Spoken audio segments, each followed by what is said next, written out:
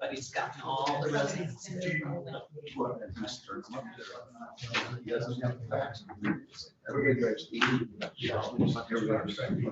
I appreciate you letting me know. All we know. Thanks, Steve. Sorry that's so long. But if I can give him do you have are you saying here that you don't have a printout? We don't, actually, I went and got a haircut this morning, right, when we were in a haircut, that guy almost me late in this one. Basically, Could be. But you don't have a Hold on to that printout. Well, you were right on yesterday. No, I know. Okay. So you know what? I'm going to they just did. We would have been out of time if I had brought up this piece. Yeah, who sent the email? I'll email it. It is 9:30. Definitely. I'd like to call us to order. So please rise for the pledge of allegiance in a moment of silence.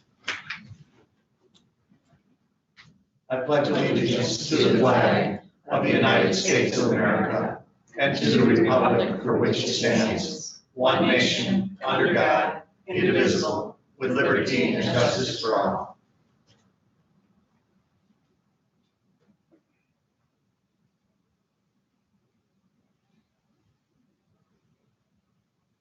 Thank you.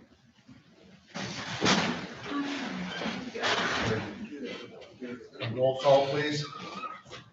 Commissioner Robbins, Here. Commissioner Washington, Present. Chairman Bunnick, Here. Commissioner Wessel. Here. Commissioner Solis Little, Here, we're from Leland Township. Commissioner Alguier, Here. Commissioner Lautner. Present. Thank you. Then that would bring us to public comment. Do we have any public comment at this time? Seeing none, we move on to our discussion items, and I've, according to request, I've changed the order. We'll start with number 7 first, then it would be 2, 3, 4, 5, 6, and then number 1. So we would start out then with the Leelanau Clean Water. And let me just start with an update, and then Trish can come up and she has some material. So as you remember, last year, a decision was made mutually by both sides that it'd be best for Leelanau Clean Water to be an independent entity. We worked with them very closely. We worked with legal counsel. The documents were drafted and approved by the state of Michigan. And so they are now a separate entity. And this board several months ago approved a partnership contract with Leelanau Clean Water. So in terms of meeting the technical requirements, all those boxes have been checked off. And their request is, I know that Trish talked about, is for funding for the upcoming year. So I just want you to know that they have met all the legal requirements and they are a separate entity.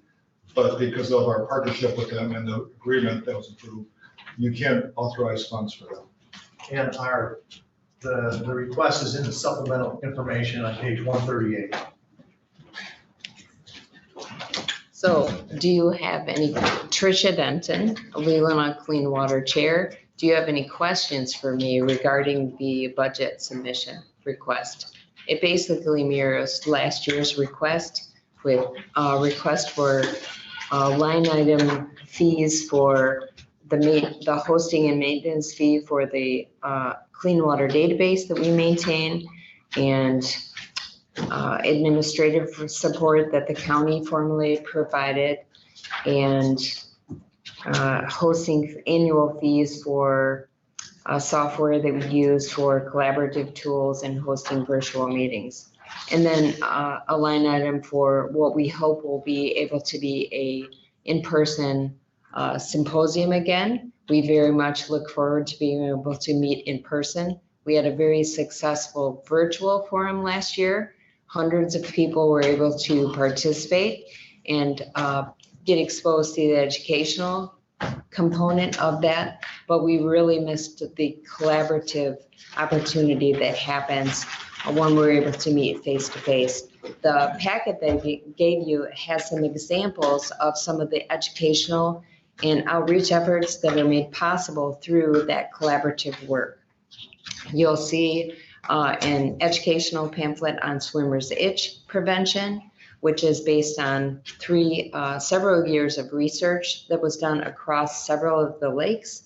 In addition to that, some information on invasive species prevention, and of course, the mailing that the county helped fund 2 years ago that has gone out to all the riparians around Lake Leelanau, as well as all the residents of Cleveland, Casson, Glen Arbor, and Empire Townships. So are there any questions for me?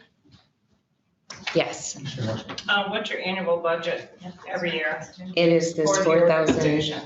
It is, as it stands right now, it's $4,989, the budget request. The I rest of understand our, the request. What's Yeah. your budget, your annual budget? that's our budget. Do you have no other sources of income? Not at this time. We just got approved as of August 3rd for 501c3 status so that we can receive donations. But anything that we would do above and beyond what's being requested here would be based on receiving donations. This is just to give us the basic infrastructure and continue to do the things that we've done for the county in the past. Commissioner. I'd like to add to what you said, that you have a tremendous amount of volunteer expertise and activity that members of our county give freely. We have incredibly talented and knowledgeable people who add to what Leelanau Clean Water can do and have tremendous value. To that point, if I could refer you to the multi-page stapled document that's at the back of that packet. That's an overview of the new structure of the organization, which highlights all the different ways that volunteers are involved. And the last page of that document is a list of the different participating members that donate or organizations that donate their time to carry out the other functions of this collaborative body. You know what your budget was last year? It's just shy of the amount that we requested for this year. There was a slight increase in one of the line item budget for the fees for things that we requested for this year. Mr. Law. So it sounds like you're kind of on the right track, but I just wanted to state that I think the idea was that you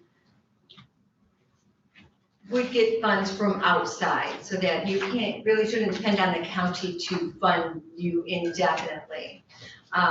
So if you can create a 501c3, and it sounds like you've got a great base to start with and do some fundraising events as a 501c3, that would be ideal in the future. And it does look like you're doing maybe more than what. Did you put out this piece or did you get a hold of this piece? That is an example of resources that are available to us because of the collaboration that we do. That is produced by an outside organization, but I've been able to make it available throughout our county because of the relationships we have. And then these pieces are put out not by you, but by the Glen Lake Association? So that is a collaborative project.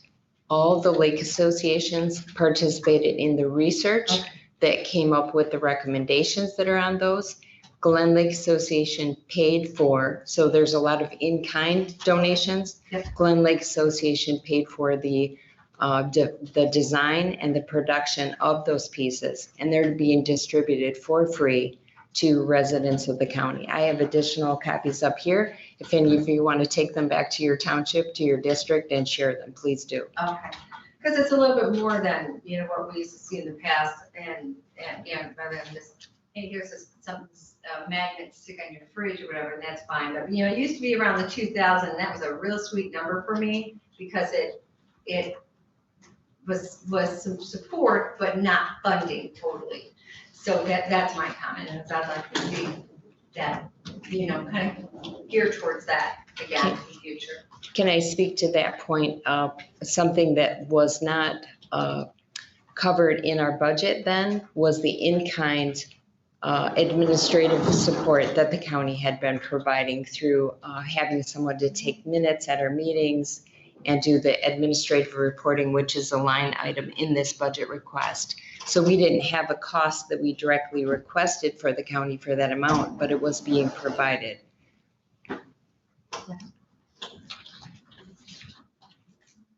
Commissioner Cochran. I'm obviously biased because I live on a lake, have for 35 years, and I know it can be, lake cleanliness and purity can become a real problem, can become an issue. I'll remind you guys, I did live on a lake downstate that real estate values became a real issue for a while because of an influx of algae because of fertilizers, and we dealt with that. And the state of Michigan, 2 or 3 years later, issued statewide guidelines for fertilizers. But our lakes in our county form an incredible base for our economics and our tourism and our tax base. And we're seeing with Lake Leelanau that it can become a crisis. So I am very, very glad that we have an organization, and I think we are showing foresight in supporting an organization like Leelanau Clean Water, which promotes collaboration among the lakes. And we need to do all we can now before we reach a crisis basis, because unfortunately, we all know the milfoil will likely spread. So I'm glad that we are investing. And I do think it's appropriate that, well, yes, I think you guys should look forward to raising money. I think that it's important that our tax dollars, that the people of this county are interested in also supporting this kind of forward-looking action. So thank you for what you do. Mr. West. I would just take issue with one of Gwen's comments. We all live on the lake, just some more on the lake than others. That's true. Commissioner Rush. Yes, couple things. As I understand it, on a lot of these lakes, there are lake associations. And the people around that lake pay into the associations to belong. And as I understand, they are the gatekeepers of their lakes. And as it was mentioned, they're now a 501c3. Anybody can donate to the services that you provide to the county.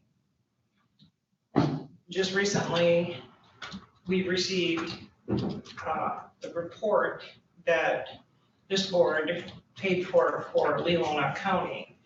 I read through that report and was quite happy to hear the great shape that Lake Leelanau is in.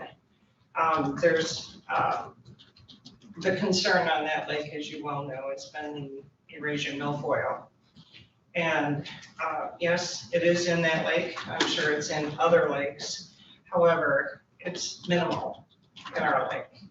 I think the report also told us basically the nutrient load in that lake is relatively low. Everybody has a concern about our lakes. And here again, when we begin to support one organization over another, I think that puts the board in a precarious position. I'm really glad to see that you guys have stepped out and made donations a viable option for you. And quite frankly, I really think that's the best way for your organization to move forward and to unhitch from the county government for funding. So I'm sorry, today I won't be supporting this. I do appreciate the work that you do. I remind us all that we've been talking about lakes, but one big lake underneath us, all of the water, underground water resources. And I'm assuming you're continuing your effort to protect all of the waters in the county, and septic's still on your agenda. So I will be supporting, and I think it is a responsibility of the county government to partner with as many organizations as possible to protect our natural resources. Thank you for what you're doing. Commissioner Solis Little. Yes, good morning, everyone. Good morning, Tricia, and thank you for being here. Your organization is a wonderful example of what collaboration can do. And I've often said, if you to look at the experts that are actually volunteering their time and we had to pay them, it'd cost a fortune. These are folks who are well skilled in their fields, and we are the lucky recipients at the county of their expertise and suggestions. I think you've done an admirable job this year, and congratulations on getting your 501c3 in August. Getting anything through right now is a major. So I'm sure you're looking to go after grants as well as donations to do some of the further work that you want. It's a small amount you're requesting. I don't see this as any different than other collaborative organizations we support, such as the Leelanau Family Coordinating Council. You know, you are the same sort of entity for the environment. And I do intend to support this, and thank you for being here today. Yes, and I guess I know that this organization was really begun, I think under Bob Hawley. He was the one that suggested it and started this. So it was started by the county, and I think the county should support it. But I also agree with Commissioner Lautner that the initial input, I think, was $2,000. And it would be good to get back to that. And so, and especially now that you're a 501c and you're on your own. So I mean, I think myself, I would support doing it at $4,500. Start what I would call the weaning off from the county. And so instead of going the full amount, and I'm sure that the other 489 could be raised, that would suffice your budget. So, I mean, my suggestion would be that we go to 4,500 and send the message that now that you're one, we're hoping that, volunteers, because I know you do have tremendous people working there with you and supporting it. So it just a way of working towards what I think the goal was when it was begun under, the county commission when it began. So I agree. I was going to, after hearing Thomas, I was going to suggest 3 or 4 and start that process. But it's a great compromise for the first year because basically it's setting the pace for your own fundraising, et cetera. Because,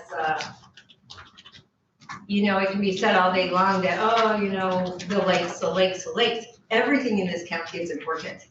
And everything in this county is under attack. There isn't a farm in Leelanau County that's not being attacked right now by autumn olive, by Russian thistle, by borealism, by and some of them by Japanese knotweed, a lot of them by sedum, and it goes on and on. And personally, I think our farmland is just as important as every lake. So for us to fund just lakes, when it comes to these special projects, it is I think, unfair. So, and everything is important. Everything draws and everything's a value. Our farmland is a value and it keeps property values up, and our national lakeshore is a value and it keeps our property values up. Our lakes are a value and they keep our property values up. It goes on and on. So as do our businesses and our small businesses, et cetera. So I think that's a great start. It's a great compromise. Whatever number we want to pick, I'm quite right with that. Can I speak to that point? Just to clarify, Leelanau Clean Water is not a lake organization. It is a water organization, the water that feeds our farms, our houses, our households for drinking water, all of our water, which directly impacts businesses, farming, you name it. So, and I know that you all understand how those things are all connected, especially in this county that is surrounded by water. Just to make the point that it is an organization for all the water, Obviously I do, but I not also just for heard the you were going lakes. to get back after septic systems, and I don't want to Let her see. speak, I gave her. I don't know, she was talking to answering me, so my answer back.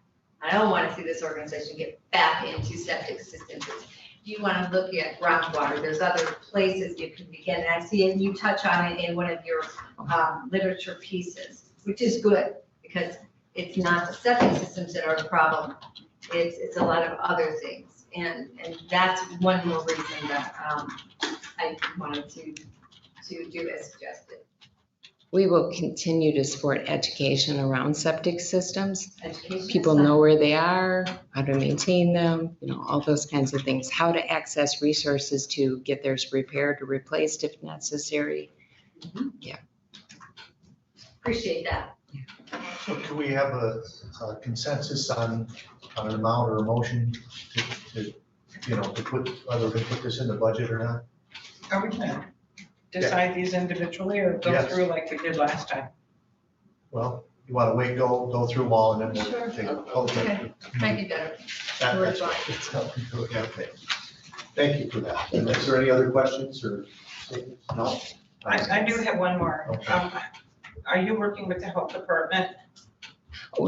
Yes, they're one of our partners. Okay. We don't currently have a representative of the health department on our executive committee. However, they're a very close partner. Yeah. Thank you very much. All right, so then that would bring us then to number 2 in the sheriff's office and the Great Lakes Patrol Boat and the corrections contact. We're not going to do register. I thought we were going to. We're doing 7 and 2. Oh, okay. 1 is going to be last. We're going to make our way register these for helping. Well, we want to go through these first because we've already gone through that. Okay. She knows. I think we'll- She's okay. Okay. We'll make it work. Morning, everyone. So back again, year 5, requesting a patrol boat support for getting a patrol boat for Leelanau County that would be large enough and safe enough to work out of the Leland Harbor. Basically would cover Lake Michigan. We have a hole in our inventory for that. We recently had, and I have a report here, a call out. It was on the 11th of August at 13:31 hours.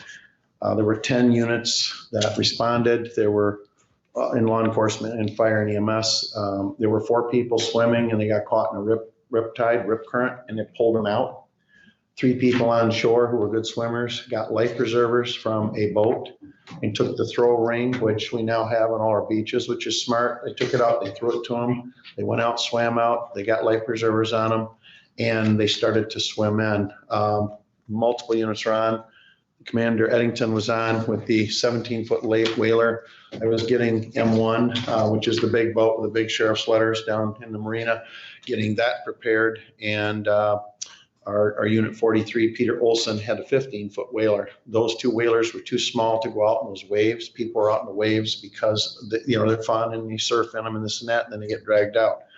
Our boat, the commander and I discussed if we go bow first into a group of swimmers and try to get them on that boat, the front of that boat is porpoising in 4 to 6 foot waves like this. And if we have 2 people on the boat in rescue capacity, which we were that day, you can't literally hold on to the boat, lean down and grab people, hold on and get them in the boat. If we back it around backwards, once we shut our motors off so we don't chop people up with motors, we're going to drift into the shore and get in the sand and be stuck there. So it's a conundrum. And rescue boats are designed completely differently than, if you will, fishing boats. And the boat we have down there now, the 25-foot coastal, and that boat is getting very aged by now. That 25-foot coastal is actually 13 years old. and it was never designed to be a rescue boat. So it doesn't have cutouts in the gunnels on the sides. You can reach in, get divers in and out of the boat, reach in, pull people up and rescue. And it doesn't have protective bars and back so forth. So it's just not a suitable boat. It's a fishing boat modified for that purpose. So what I'm asking for is board support, and talked about this with the CARES Act. They talked about a number of ways that money can be spent, whether it's through that process or whether or not it's through general funding. I would like the board's support to get a 33-foot safe boat. I have quotes for all of you here that we updated yesterday. The boat has gone from $472,000 to $478,000 during the past year. And I also have with us the years of service for each boat. Our 91 Boston Whaler is 30 years old. Our 2001 Tierra Pursuit, which is M2, which is based in Sutton's Bay, is 20 years old. Our 2008 Wellcraft Coastal, the boat I spoke of, not appropriate for that type of rescue, is 13 years old. And our newest boat in the fleet is 2011 Boston Whaler, 10 years old. We retired one boat out of our fleet last year. It was a 95 Four Winds Coast Runner. It was 26 years old. So we're kind of getting a bad way. We're kind of kicking the can down the road. I've been trying to get federal support and federal grants for this. Because we're not in a high crime zone, they don't look at us the same way as the St. Clair River or the Chicago Diversion Canal area or the Mackinac Straits, which I totally agree with that. I'm trying to do that. But I also think that if you're looking at a boat that's going to last at least 25 years in inventory as a capital improvement, and I put it on a plan each year, as you've seen, I think it's very important to consider that you're making a 25-year investment. Even though you're doing it 1 year, if you amortize that boat and the cost of that boat over that time period, you're looking at under $20,000 a year to have that safety, rescue, and patrol capacity with that boat. So that's kind of it with the boat. I can hand you this out now, which I know you don't have time to read it, so that you will have it, or I can give it to you when I'm done with my presentation, whatever will work best for you. But would like to ask any questions or. Yeah, you know, you raised the issue on these other boats, and I noticed that we, on the CIP, we're not looking at these boats for the next 5 years. So I'm wondering what the plan is going forward with the rest of our boats in the fleet. Well, we had discussed that 5 or 6 years ago, I know, and the thought was, do we add a lot more to the marine budget every year right now to anticipate and sort of build up toward that? Or when we break a motor, come to you, and I believe the philosophy was then, if we break a motor and we need another $12,000 motor, we come to you and say, motor's broken on the boat. But we can do it either way. Looking at that entire fleet, obviously, looking at the picture up there, we're surrounded by water on 3 sides, and we have a lot of inland lakes. We already have, 6 marine rescue situations this year, I believe, something like that. Lots of patrols, lots of activities. The only drowning we've had in the county this year is in a swimming pool in Sutton's Bay. Some people have an Airbnb. That's kind of a mysterious, strange thing. It had nothing to do with Great Lakes Patrol or Inland Lakes water. So to answer that question, there's a number of ways this could be approached. One, increase the budget annually every year to try to figure out down the road what it's going to cost and what year and how you want to replace them, much like we do with patrol cars. Or 2, lump this fleet along and fix things as it breaks. We're not proud. The boat doesn't have to be brand new or shiny. You only need to look at them to see that. We do our best to keep them clean and maintained. But the reality is there's a safety factor, not only for the public that we rescue, but also for our deputies. In good faith, when I was getting ready to take that boat out the other day, I'm looking at the break wall. I'm watching water wash over the break wall. Windsurfers are out. You know what it's like. It's a rodeo out of Leland. And we cover everything from Empire all the way out to middle Lake Michigan, all the way around the Lake Michigan line, all the way up almost to Charlevoix, and then back down West Bay. There's 2,032 surface miles of water that we patrol just on the Great Lakes, not including inland lakes. So I think that boat is a real hole in our inventory. And so to answer your question a little tighter, basically we can do it 2 ways. We can project that out, which is going to be a pretty big number, or we can, I hope, get a big boat now, which will last for 25 years, and then work on things, replacing them as we get there. As we break something or something goes out. You know, when I look at the rotation schedule that we have for the vehicles, I do know that the requirements may be a little bit different according to the miles. But as we look over the inventory, you've got some pretty old boats. And just wondering what the life, are they beyond their life? No, honestly, they aren't. The four winds, the The coastal 95. runner we got rid of, that just, it was not shaped right for Great Lakes use. It was bulky on inland lakes. The whalers are much more adaptable, much more maneuverable. And you have deputies operating those boats like in high current areas like the Leelanau River or the Lake Leelanau Narrows or the Gun Lake Narrows. And they have to kind of turn on a dime and go after people and so forth when it comes to the rescues. So the boat's capability, as long as the boat is not leaking and the motors are running, we're good to go on the boats. Unlike a patrol car where brakes have a long-term service life and there's national standards and recognitions as far as how many miles a patrol vehicle should have it. With the boats, it's sort of like make do until you need, or you break something. I think that's our better philosophy. And are they all fiberglass? They're all fiberglass. So they're repairable. To a certain extent. I mean, on inland lakes, it's not such a worry. These guys are doing just, I mean, this Marine crew we have, the four we lost last year, I just didn't know what I was going to do. And Commander Eddington is just doing a knockout job, having been a former state police lieutenant and managing both people, inventories, and budgets, a wealth of knowledge and background experience coming to us. So I'm comfortable in saying our boats can go a lot farther than our patrol cars can philosophically. We just have this huge hole in our inventory. And if you start looking around at other agencies, other sheriff's offices, the state police themselves, the DNR, they're all getting safe boats and they're out there. I have the abject responsibility of making sure they're in safe watercraft when they're out.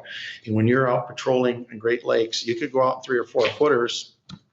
That's not normal, but you do that. And sometimes you get back there 9 or 10 footers. And having a long career in DNR of 32 years that I did before doing this, I've been out when I shouldn't have been out. And I've been caught sometimes. And it was nice to have a big enough boat to get back safely. So we don't have that here currently. So I think we can stretch the boats out. Okay. And as I mentioned to some of my fellow commissioners, you made a compelling argument for the need out there on the big water. And as you well know, I have supported this for the last 5 years. The concern I have is being able to put that amount of money in the budget at this time. So I don't know, hold on a minute. Mm-hmm.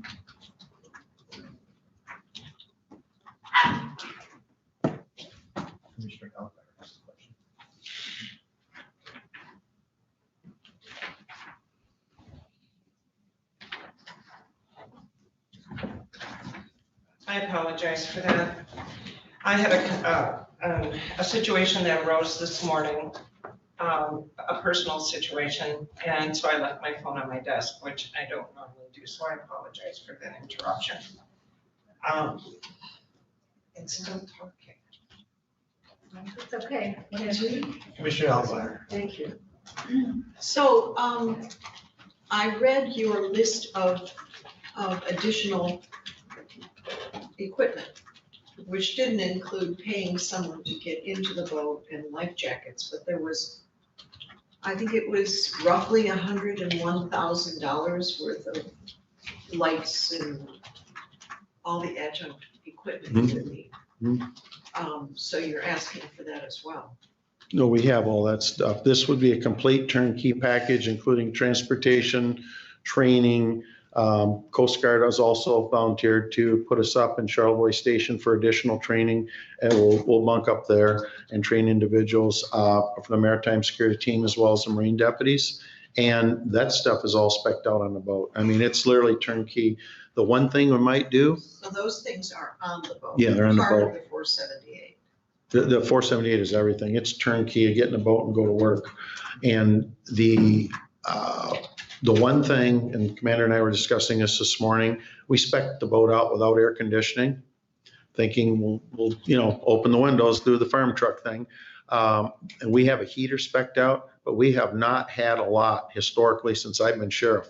We have not had a lot of like November, December type rescues, early March rescues. So we might want to switch the air conditioning for the heater. There's a diesel heater It's about $7,000. Air conditioning's probably 11 or 12. We might switch those two, but we can do that within our budget. In other words, when we actually ordered that, basically drop the one, go to the other. But as of now, we have it spec'd out this has been a 5-year-long process, 6-year-long process for us. So. I also, everything we've read about the rescue funds would not include something like this vote. So an expenditure like this, it seems would have to come from the general fund. And it's a lot of, it's a lot. It is. But, you know, the road graders at the road commission, the plow trucks, everything's a lot of money. I mean, you need them in inventory and they last for years and years. And, you know, if we never had to use the boat, that'd be great. History tells us we're gonna need it. We're gonna need it maybe next week. I don't know when we're gonna need it. It's really hard to predict. We haven't had that catastrophic event last couple of years, but it will happen. We've had plenty of body recoveries on Lake Michigan inland lakes. I feel there's a real need for it. I look at this as being an investment of over the next 25 years, less than $20,000 a year. And it's something we need. I mean, everybody's up here for water and recreation. And in that we have a huge responsibility. Coast Guard is up in Charlevoix and down in Manistee. Response times not good for us. They base the AOR, the Area of Operational Responsibility, bases out of Washington Island, Wisconsin.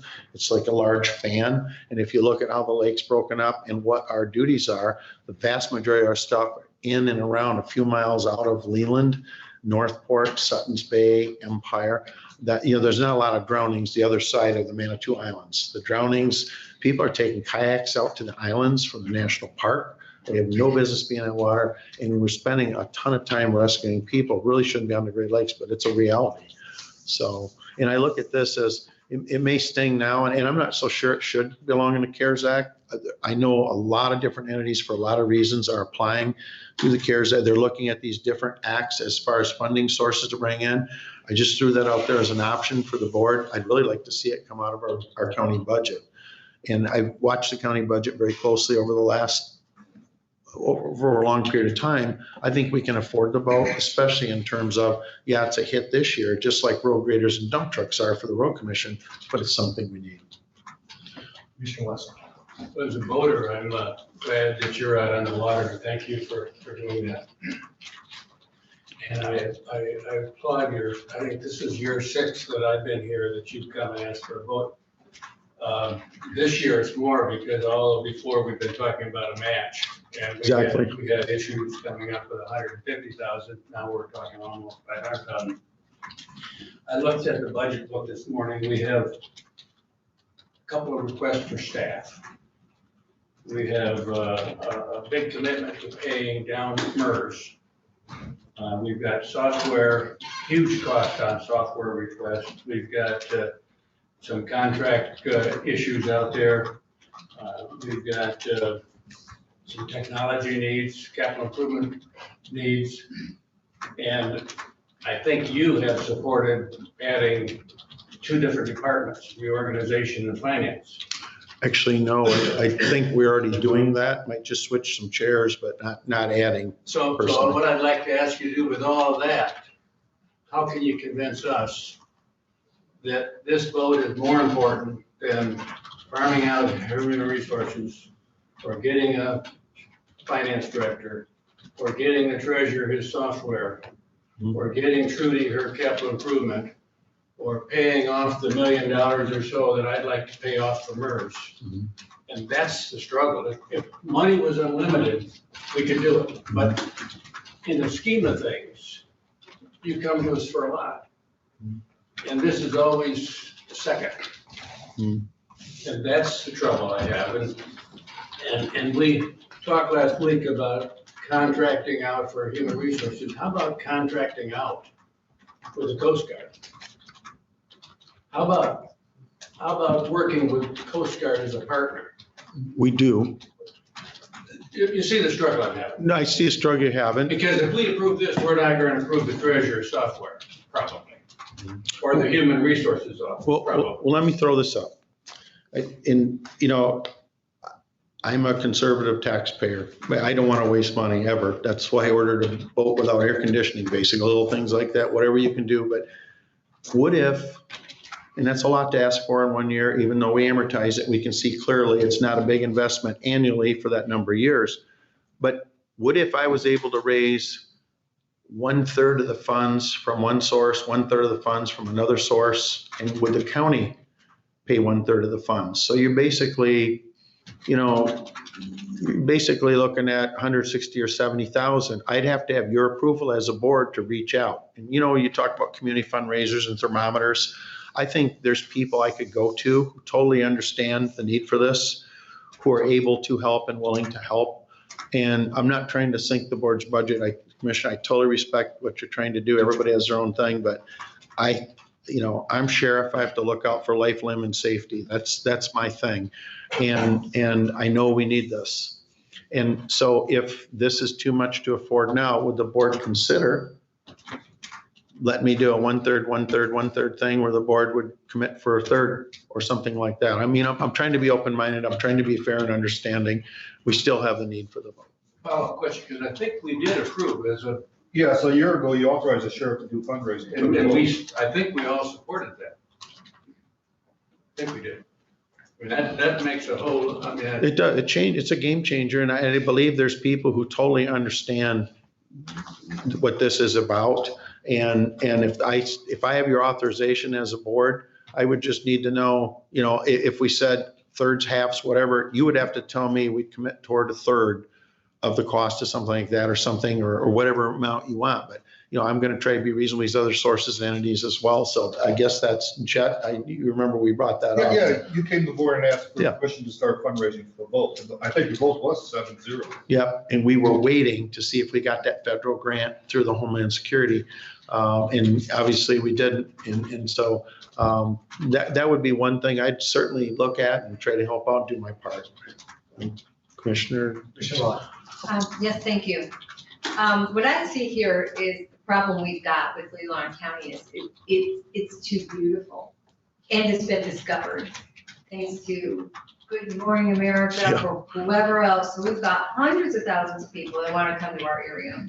What do they want to do? They want to hit the lakes. They want to hit the national parks. They want to get in a kayak and go out to the islands because it looks like fun. Right. So I understand where you're coming from, and our Marine Patrol is only going to be as good as the equipment you have. That's it in a nutshell. It's like any field you want to go to, you're only as good as your equipment. So I was, one of the things I'd written down was the possibility of raising funds, which if we've got that covered and we started a campaign, I think that's fair enough. We also have, we get payment in lieu of taxes dollars for the national parks. And if the national parks is driving a lot of these, and you probably get us those numbers of people that are being rescued, are they locals or are they visitors? That we use, I think, 50% of the PILT dollars right now for a radio system. Perhaps we take the other 50% and put it towards the vote this year, for this 1 year.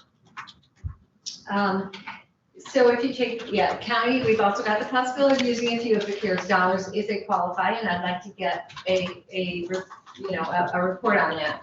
But even possibly thirds on that. So we could probably come up with it. I also, if it would be okay, Mr. Chairman, I'd like to hear from the commander, because I've heard some rumblings that there is a concern about those who want to be on Marine of our equipment. And I know you're new to the Marine Department for us, so I would just like you to speak to our Marine Division and what. Yeah, Commissioner, I'll be glad to do that. Just for clarification, this is my second season with the Marine Division. I have 20, 30 years of boating experience, including both sailing and power boats, some up to 43 foot as far as power boats, and sailboats up to 60 foot. So my experience on the water, I think, is pretty good. If I understand the question correctly, you're talking about the concerns of my personnel, reference the equipment. I'll speak directly about the 25-foot boat, the Wellcraft that we have based in Leland. A lot of the people, not all, but a lot of the people that come to the Marine Division are just starting a law enforcement career. This year, I've got a 19-year-old, two 23-year-olds, and then an old person like myself. Most of those people come to me with little or no boating experience. And so we provide that to them when they come. We spend several months training intensively, giving them that experience. I do have the good fortune this year of having one deputy who's also on his second season, who's done a lot of charter fishing work on larger boats and has good experience. I don't expect to have him next year. He is trying to make a full-time law enforcement career, either with the Michigan Department of Natural Resources or potentially out in Montana. But I don't expect him, as people do, they want to move on and they want to move in their career. So basically, I've got younger people working for me with little or no experience other than what I can provide to them. And even though I do provide them that experience, when we look at this 25-foot boat, it's a very difficult boat to utilize. It's not designed for being out in rough water. I believe the boat came to the department well before my time as part of a donation. It was not a selected boat. It was not a piece of equipment that we picked out. And subsequently, you take what you can get when you can get it. But this boat, even with my experience or the experience of other people that have been on boats for a long time, is difficult to utilize, especially once you get into rough water, because again, it wasn't designed for that. It won't steer. You're not going very fast. The only time this boat steers in a desirable fashion is when you're up on plane. When you're going on a rescue and you're in 4, 5, 6 foot waves, you're not up on plane, you're moving very slowly, and the boat has no, it takes honestly 2 people to keep the boat going straight. You've got one person who's got hands on the wheel. So my younger people don't feel safe in it. Myself and one deputy who's got a lot of years on boats, we can do it. If we're out there together, we can make it work. But even last year when we were out in thunderstorms, it's a big question as to whether it's going to be a safe return or not. And so I certainly won't put my younger people in that position. And I don't expect them to feel comfortable with it, and they are not. If that answers the question. It does. Okay. Very well. Thank you very much. And interestingly enough, I created a policy that our Marine deputies, Commander just asked me about it this morning, like, is there any way we can patrol West Grand Traverse Bay with 1 officer patrols to have more coverage? And I said, no, my policy is 2 deputies in that boat if you're on the Great Lakes, whether it's the bay can have 6, 7 footers, and outside clearly in a 32-year career of DNR and rescues and island patrols and all over from UP down to Saginaw Bay, spent a lot of time in bad water.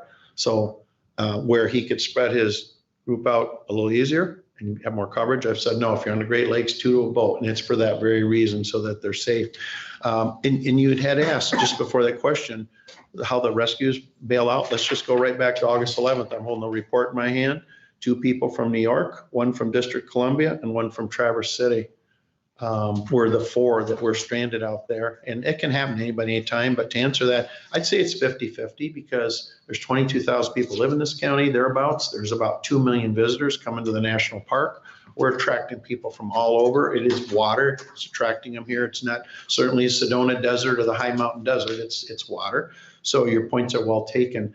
And I would just say that we are not going to put anybody out in those positions. That safe boat purchase also includes training by professionals from Safe Boat, from the military, as well as our contacts with Coast Guard, as well as our experience too.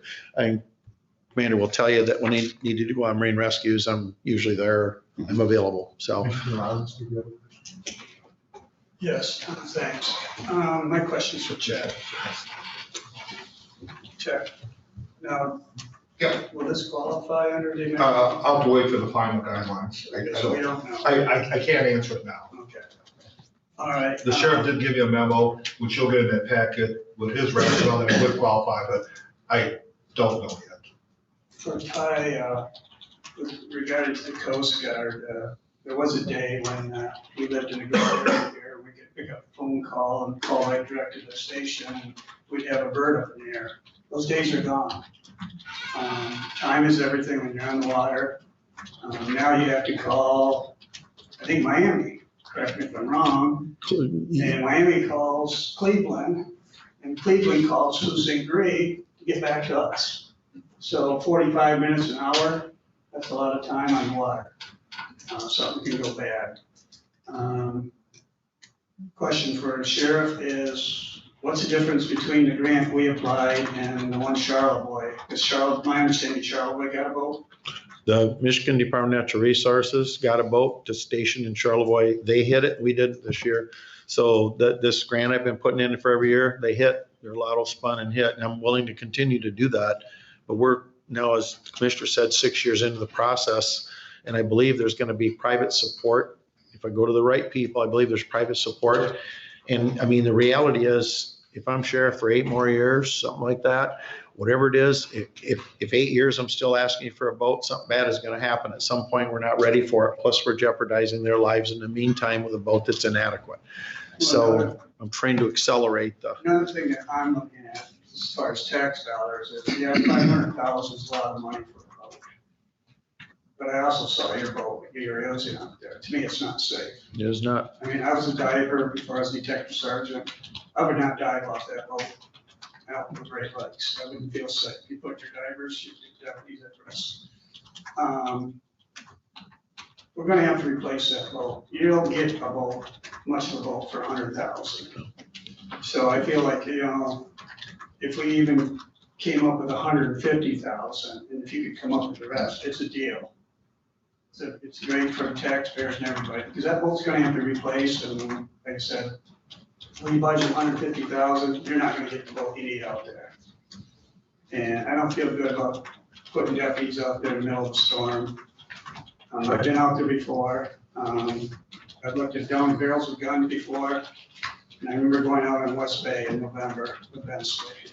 And I didn't think I was gonna come back alive. I felt safer looking down the barrel of that gun than I do on a boat out in the middle of Lake Michigan. So it's something that we better start looking at, because it hasn't happened yet, but it could happen. But also, you know, we also gotta come up with a plan for your fleet. Your fleet is going downhill, and you're gonna have to start replacing a boat. They start replacing one every 5 years or something. Otherwise, you're gonna be in front of this board and you're gonna be asking for $1 million for a new fleet. Right. I totally agree. You know, if that new boat was in inventory and we could basically amortize the value of those boats and say, hey, this boat's got to be replaced within 3 years. That's almost like the motor pool thing where you can say, well, right now, we have 14,000 hours on the boat that broke the other day. They had the fuel pump out for 1,400. I'm sorry, 1,400. Not on the boat, but on the motor. On the motor. And it's not the first motor. And the mechanics said those go 800-900. Generally, you're sort of living on a limp, which is fine. We see that the difference between that and a patrol car is until the motor breaks, it still runs. The way I'm looking at it, from basically a kind of conservative standpoint, when it breaks, we'll replace it. We can start building, if you will, a cache there where so much per year goes into that for replacement, and do some math, which is good, smart work, and to work with Trudy Gallen, the board on that. But in the meantime, as the mechanics will sell you a new motor anytime you want. If it runs, we're going to keep using it. So if we were to budget a quarter at 125, how quick could you come up with the other 2 or 3/4? What about 50/50? Yeah, Bill dollars. What's that? I said 50/50. That's a lot of fundraising in a short amount of time. And to be All right, fair, let's go we could come up with 50/50. 2. I mean, originally, that's what you said, if we came up with 100,000, you'd come up with the rest. Yeah, I'm trying to do what I can to get going and forward to that. So if the board could commit to how much then? Say a quarter. What is, A quarter or? I said, Pat. Commissioner Solis Little had her hand I up, understand. but, you know, Rims. are you through, Rick? or- I'm done. Yeah. Commissioner Solis We'll Little. talk. Thank you, and good morning. I too have supported this request over the last 5 years, but I have supported it at the level that you were participating in fundraising. And that's, to me, what would have to be to continue to support this. The amount, first off, too, I want to say thank you for clarifying the vote. I was a little bit horrified to think that a 19-year-old was going to go out there on its own to do a rescue with no one else to vote. So thank you for clarifying that policy. But in terms of the amount, we have been talking around 100,000, a little bit more. And I know you've said that you did feel that you had sources. I'm also wondering, have you spoken with, as a grant writer, many times seeking grants at the university, when you miss on one, many times it's valuable to talk with the grant director to find out what was it that they didn't like about your submission. The fact that you keep We have. trying, good. And I've done it each year. And what's amazing is, and thanks to Commander Belangi, Commander Robori, and now Commander Eddington, myself, our undersheriff, we have put together a tremendous proposal. Every time they read it, they go, your proposal just knocks it out. You guys are some of the best grant writers. I had that background in DNR anyway. You guys are doing a great job with grant writing. You just aren't in a big crime area. See, the Homeland Security vote is used for Homeland Security and rescues. Got it. And that's why we are eligible to get that money through Homeland Security grant. I was trying to find a way to save the county money and bring money back to us through grants. But each year, and I think, Wayne, you saw that last year, they're very, very complimentary to us. And it's just like, you know, the Detroit River gets priority, the Sioux Locks and Mackinac Bridge, and, you know, for good reason. But I'm also aware there's $100 million a year in that fund. Many of these agencies have 4, 5, 6 boats already through this process.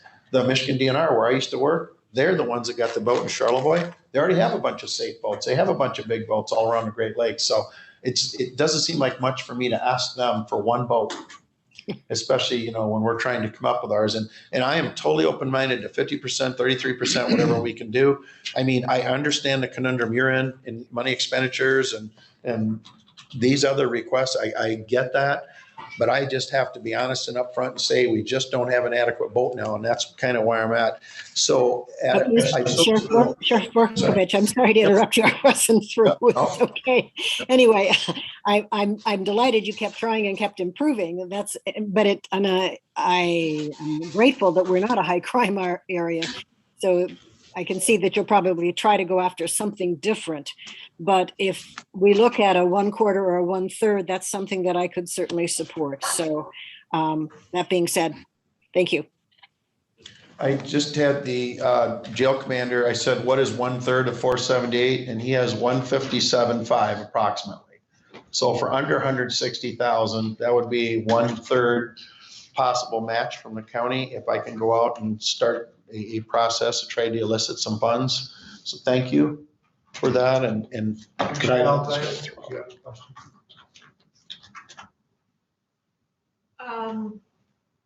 I believe I can support a 1/3 because it is important.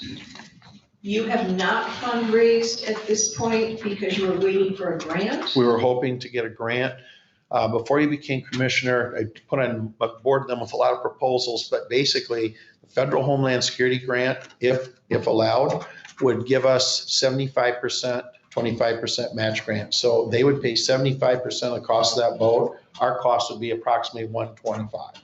Ballparkish at that time. The boat creeps up every year in value and cost, everything goes up. So that we've been denied just year after year after year. We've been denied that grant for those reasons that, you know, we're not in those high probability crime strike areas. So yes, so that would be basically our funding source outside of coming to the county for the whole amount. And the reason I approach you for the whole amount is it's a 25-year investment. But if we have to do 1/3, I'm good with that too. So my first reaction to the idea of the PILT money, those townships, their budgets are skinny. They cover their costs and they have a little bit left over. Well, Cleveland, Glen Arbor has a lot of money. This year it might be okay though, because they have gotten our funding. So this year, if we're gonna use that PILT money for something else, John? it might be the year. You have distributed the PILT money for this year already, haven't you? Yeah. Yeah, that's 20. Oh, it's already gone? Yeah, We're because that was looking done at this 22. spring. Yeah, No we're money. looking at 22. We're looking Right. at next year. Next year's. Okay, What's so I'm next sure. year's- What's next year's projected? Anywhere from 9,000 to 105. That's what I'd say, because we can easily add PILT and do 200, because that's still a big stretch of fundraising. And you take basically 300, you'd have to raise either. rushing. So sorry. Commissioner Elmer, were you through? I have to say, I was originally like, whoa, this is way too much money, but a really important thing, and just a huge, huge dollar amount, but if you can fundraise, that might be the key. I'll do my best. And there are people, you're right, there are a lot of people that don't. Mr. Lester. One other thing is, I would really like to see, unfortunately, the CIP plan is already out, but I would like to see some sort of program developed so that we are rotating these boats out timely. And I think now's the time to do that, to be perfectly honest with you, so that moving forward, you know, you're not coming back at us for all 4 or 5 boats that you're gonna need. So I'd like, Sure. I know you're stretched for time. No, we'll make it work. When But you, over the next, whatever it takes to get something in place so that we've got something we can work with. so our CIP plan is set for this year right now. I believe it is. Yeah, so we're looking, you'll want it by that time next year to have it all laid out. That's a 5-year plan. Mhm. So Okay. that's something I Okay. think the board needs to discuss, to set that program up, much like we do with our cars Sure. somehow. And I would definitely support this. I really think that you might think about some sort of a fundraiser where maybe people get to sleep overnight in the jail. You know? Seems like we tried that once when jail was first built, yeah. They don't have coffee. They don't Yeah. have coffee. I Yeah. know. Well, hey, Decaf. You get decaf on commissary. $100, I do it. Yeah, yeah. Take my picture, you know, in that little front. I think you can do something. Yeah. Commissioner Law. My only thought was along the same line, is please continue to write grants for I'm gonna call them the lesser boats, the smaller boats, inland boats. Yeah, please continue to do that. Work with grant writer.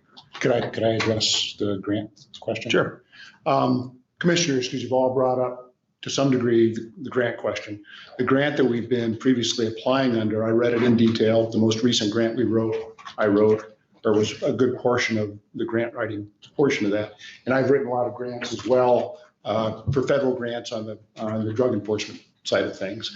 And so I couldn't agree more. You find someone who's been successful and you say, how did you do it? The problem is, when you look at that grant, it's really set up to protect large infrastructure, bridges, nuclear power plants, things of that nature, things that we just don't have here. We certainly tried to make the best argument we could, but we can't say we've got a nuclear power plant when we don't. We can't say that we have a large cruise ship when we don't. And that's where we're lacking. The quality of the grant matches anything that I've seen as far as how it's written. Unfortunately, we just won't ever meet those requirements. Yeah, but whatever else might be out there. We'll keep digging. Women's Yeah. Association somewhere. I That was my final thought. Other than, my final thought was pledging. You know, pledging is a great thing too. You know, one time our Leelanau County Horticultural Research Station was in jeopardy and, you know, we pledged and we paid a certain amount for a number of years to help keep that open and it was successful. And obviously my church pledges and we're keeping my church open and I'd be willing to pledge, you know, something too, to your fundraising effort. And I don't boat and I don't kayak, but I want people saying. Commissioner West. Well, this probably is a year to not have to share the fill money with townships, and that makes some sense to me, and I support that. I would want to do that long term, and I think we ought to communicate that this is really a service to all of our townships as well. So I could support doing something different with Hill for next year and put it toward this. Yeah, you know that I believe this is overkill. I mean, I don't think we need a radiation detector. I don't think there's a lot of things on that boat. And I know that we can get a boat for much less than $500,000 and be a very good rescue boat, you know, so I'm not gonna support it, especially in our budget, you know. Yeah, and I know that this board is willing to pay before up to $150,000, so, you know, I know you can work with that and get a good boat in that, and so that's where I think this whole idea of a $500,000 boat or $478,000 is just overkill. Commissioner Rush. I was gonna say, it seems to me that, this extra funding is coming to, government entities for the next 2 years. So we might be able to apply the pill dollars for 2 years. Jeff never gets enough. No, gotta keep it in. What does that mean, Connie? Any other questions or statements? Only that, All right, go ahead. quickly, interestingly enough, is, because I read a lot of voting stories, which is weird because I don't vote, but in shipping, pilots are always stunned when they come off the oceans. Ocean pilots, first time they're in our Great Lakes, they're stunned because it's a different animal. It's very interesting reading. All right, and then that would bring us then to correction contract. I think as you guys have been informed, and Chet has let you know that the Grand Traverse Band has approached the county and wanting to adjust their boarding contract with us. Since we opened in 2005, they've contracted for 10 beds. They've paid whether there's inmates in those beds or not, to the tune of $127,750 a year. Traditionally, historically, they have not used all 10 of those beds. The most I think I've ever seen is 8 or 9, and that's pretty infrequent. Even when they got to that point, they would take their inmates out of our facility and move them somewhere else just to ensure that they had room with us. Average since 2005, I'd say they probably have 4 or 5 a day. So I think, as my sheriff and I and Chet have discussed, we can support the 7 beds. However, with that is going to come a reduction in revenue, which I did reflect in my budget, which would be a reduction of $38,325 a year. So I think that's what we're here discussing, is that reduction in revenue, how are we going to cover that, et cetera. So I have some information if you would like to hear it or answer any questions that you have about it. Well, we raised the cost of our beds up by 1/3 and continue with the same revenue line item for us. I like your thinking. I don't know if they'll go for it. And just further information, the way the contract is written, that amount is considered 2% allocation. Well, I know it is, and that's, So- I don't think that, Yeah, so there's some issues with that we are concerned, because that by the compact, they have to give a certain percentage to Leelanau County, and they are using that jail allotment as part of that formula. I know they are, and that's my point. I think we are entitled to that 2%, and this is a good place to do it. They get a service, and even though I'm with you, it could be argued that this ought to be separate, because it is a service we're providing them. But if they're going to continue to use this service for this 2%, we ought to be locked into that number, if not more. And we do not have a revised contract agreement with them. We have been in dialogue since February, I think. Yeah. They came up with a proposal, we have covered that proposal, and we have not had a response from them. And I think, at least in the conversations we've had, their concern is not only the use of the beds, but the cost. Obviously, with COVID, I think their explanation is that they were not bringing in gaming revenue, therefore their total revenue is decreased, therefore they want to decrease this. So I'm in 100% agreement. I'd love to just up the price, give them 7 beds at an increased cost, keep it at $127,500. I just don't know that they would go for that, only because I think their master plan here is to reduce their expenditure. Well, and look at a lot of the things they're funding, even though they've got lower 2% funds coming in, they're funding a lot of things that are less, I don't want to say less important, but not at the same level as this service we're providing them. Sure. So Right. We might continue to negotiate with them. Mr. Halbach. If I was on the other end of that kind of thinking, I would lose some faith and trust in who I was negotiating with. I think it's kind of tacky for us to say, oh, we'll just raise our prices then. If they paid in good faith for, 16 years for services Just they were about. not using, they've got quite a big bank account accrued. they've overpaid for years for the beds they use. It's insurance. So I think I sure would not be proud. I think this is just more of a FYI for you, because at some point, if there is a proposed agreement, it has to come to the board for ratification. The contract is between the county board and the tribe. So I think we're just giving you an update. This is coming. I think Todd was proactive and assuming there may be some modification in the budget. Correct. And I think the sheriff didn't want to surprise you by us and find out there's a 30-some thousand. Sure. And I think. Shortfall. And we've been very aware that every meeting we talk, I do remind the sheriff that this will have an impact on this budget. Sure. But there is no agreement with the tribe to modify it. They have requested that the contract be modified. We've been in dialogue for 6 months now. Yeah. And I think the crux of our conversation today is more of, is the county willing to absorb that 38,325 in the event that next year, once this contract is ratified, we do see that reduction in revenue? Well, I just had a couple of questions myself. One is, has it not been raised since 2005? Not the contract with the tribe, no. It's been exactly that amount. Thank you, right that's from my the first beginning, question. And then, this is considered tax dollars and they're saying it goes specifically for that. Right. So, that's I'm thinking this really does not belong in the 2% funding. This really should just be a contract between the tribe and the county for supplying, jail beds.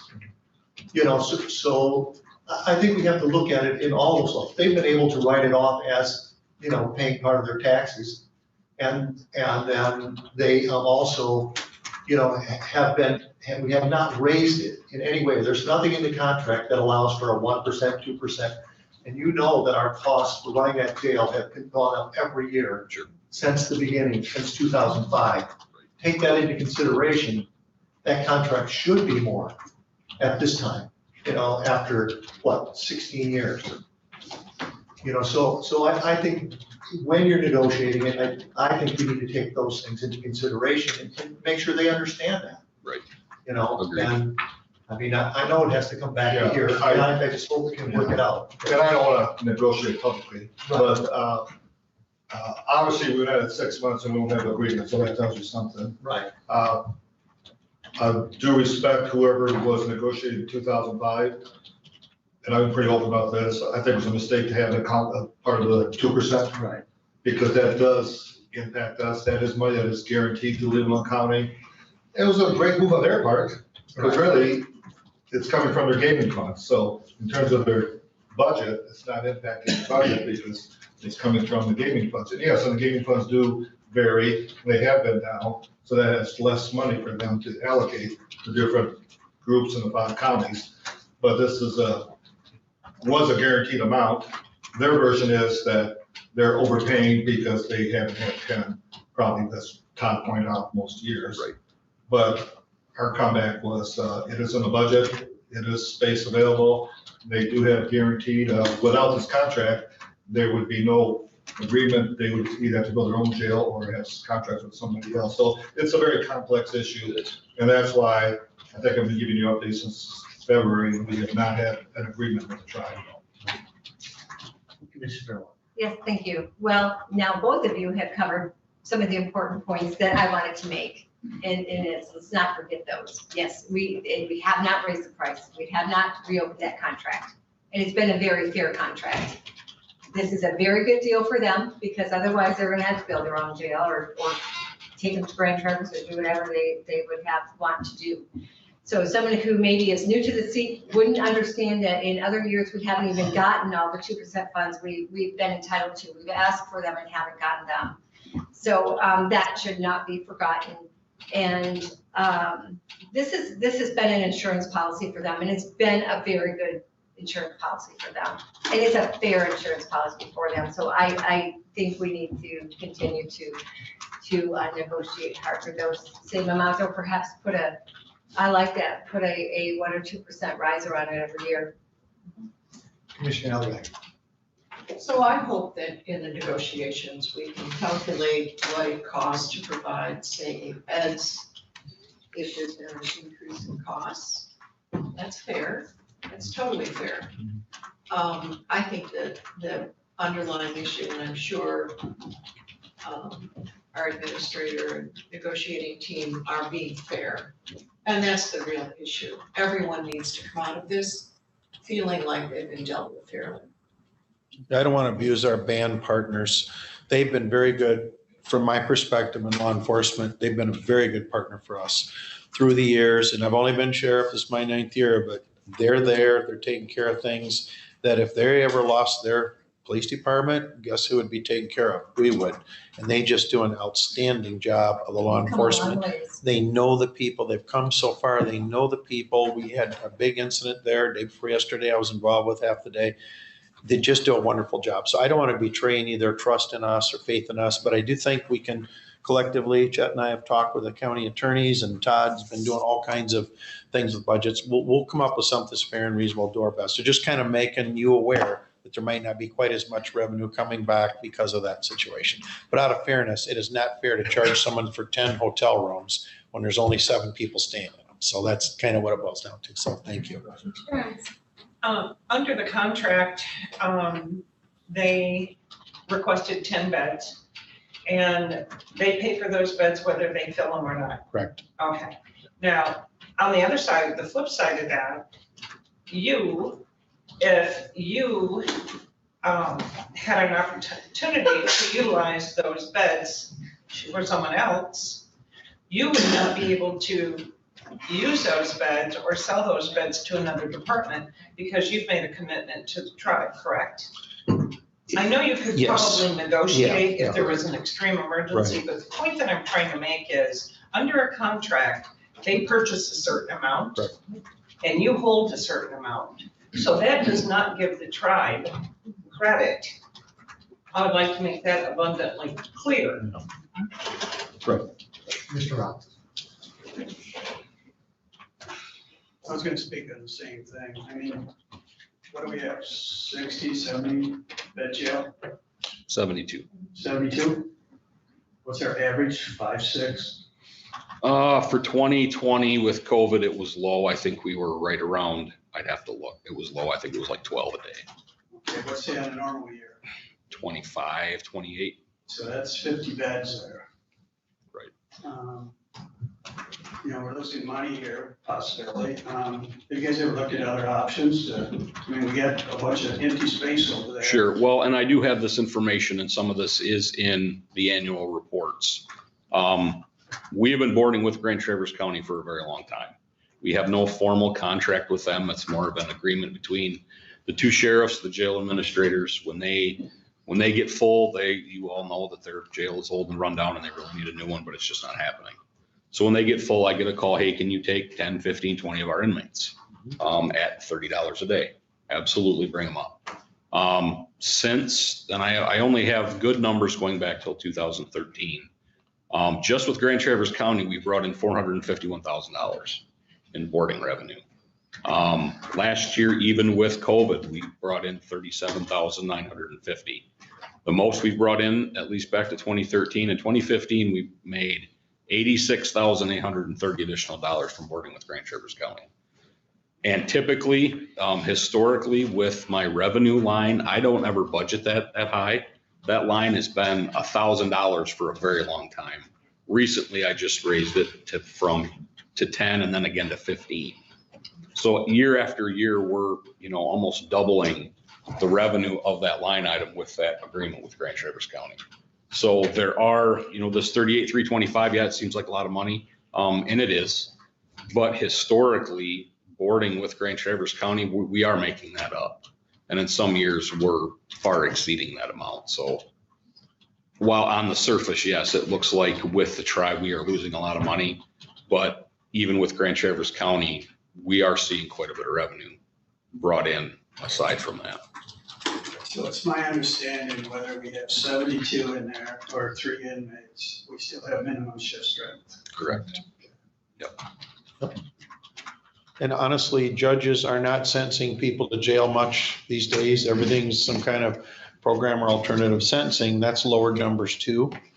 If Grand Traverse County ever builds a jail, like Ken was saying, they paid $450,000 through the years and these boarding things, enough to pay for a boat, off record.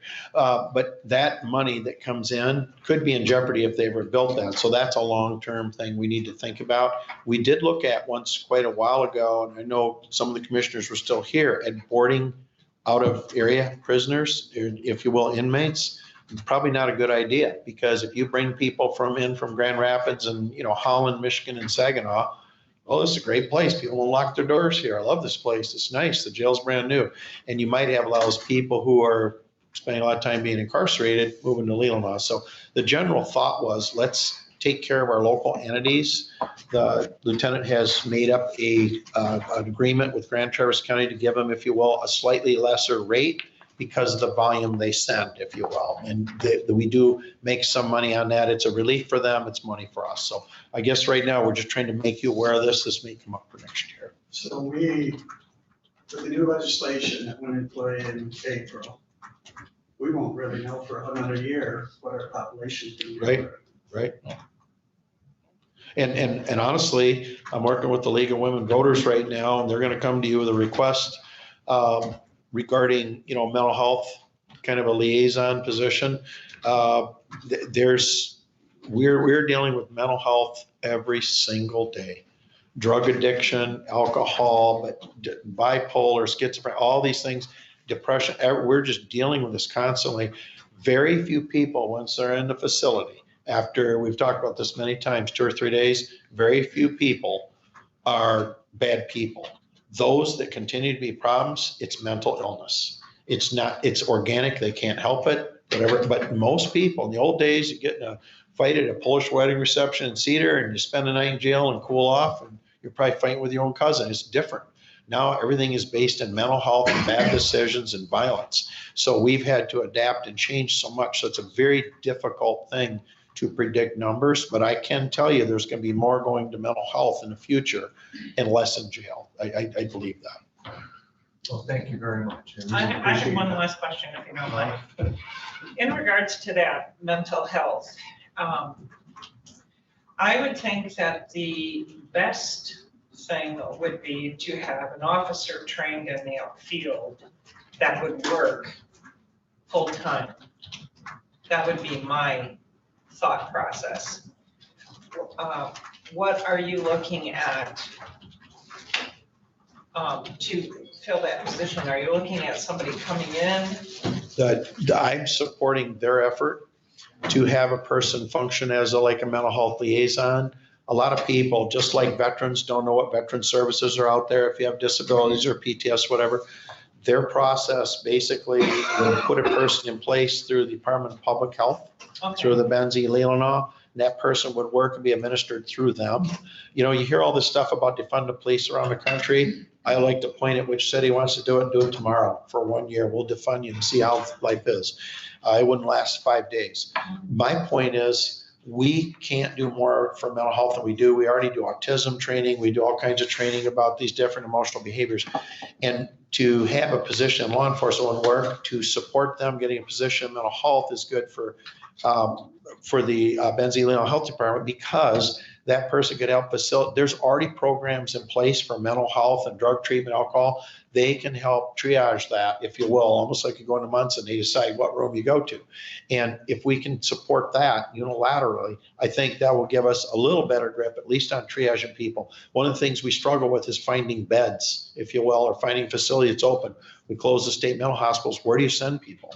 And it's a large project. So anyway, that's the extent of that. I'm supporting their proposal, and that kind of answers the question about why our jail numbers are whittling down slow to slow. Judges aren't sentencing them. Mental health becomes more and more of an issue, and there's less and less ability to, like, if the tribe isn't putting 10 people in bed, they're putting 7. So those numbers are going to fluctuate. Todd has just done a wonderful job tracking this and funding, making sure the fundings are right. I know that you want to move on, but as you're aware, the Grand Traverse County Jail has had an ongoing conflict with Northern Lakes Community Mental Health.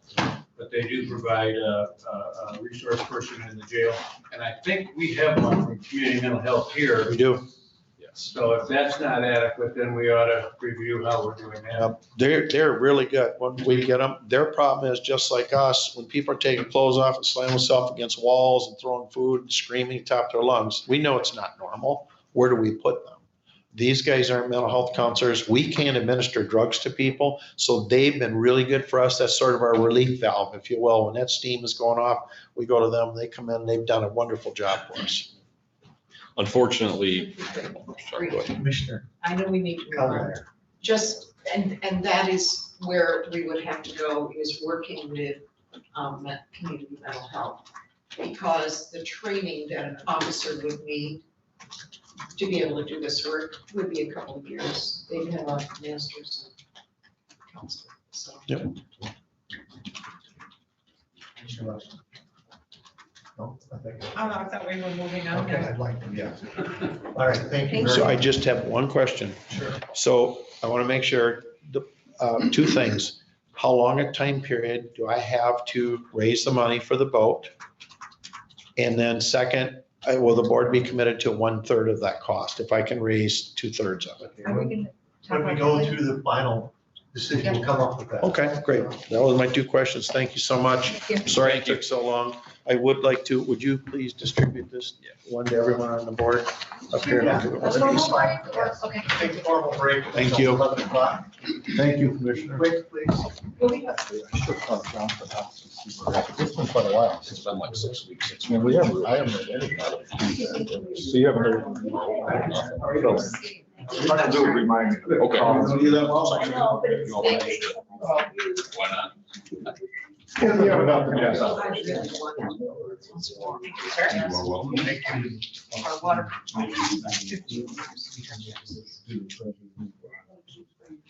Just one more water.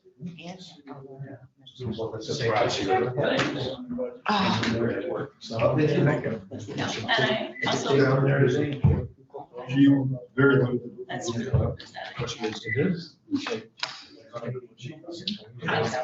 So just, it makes a difference on single rooms lunch. Okay. Yep. But you get, sure, it was. Yeah, I know. Okay. Well, thank you. I appreciate it. No. If we have to. Yeah, no, I would. Yeah. All right. So you do. One more? So you do want to.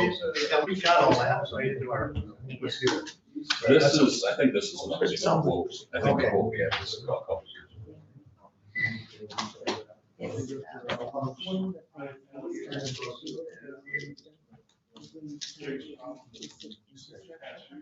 Yeah, I've been out of things in the Mission Aqua and can, had to fall for waves. And Are you reading?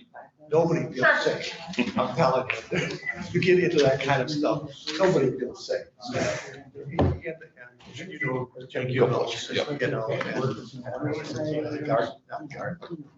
So, they both, they're experts and they've been out there in the worst conditions, but still, even trying to come into that port. And I've been out in my 20-foot boat, in 10-foot boats, coming from the west side of North Manatee. So I just, you go down and you're headed towards Leelanau, and you come up, and you're headed back towards the island. And you go, what the heck? So I just say that it's not like I don't understand. For Leelanau County, I work with Eastern State House. That's a big run now.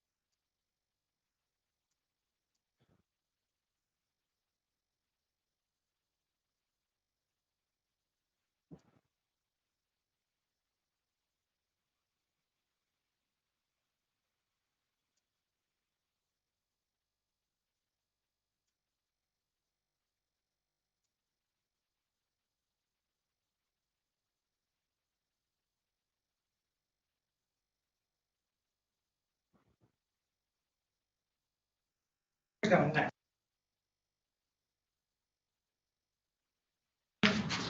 It's green. Okay, it's green now. You want treasurer software? Yep, I can, I'm ready. I'd like to call us back to order. And I'd like to do number 3 and 5 together. They're both about software, but I'm not sure where the treasurer, he was here. Yeah. Ron, you want to talk to us about the other one first? Can you do that? And then 5? Yeah. I'll go through. All right. So this will be the information technology request.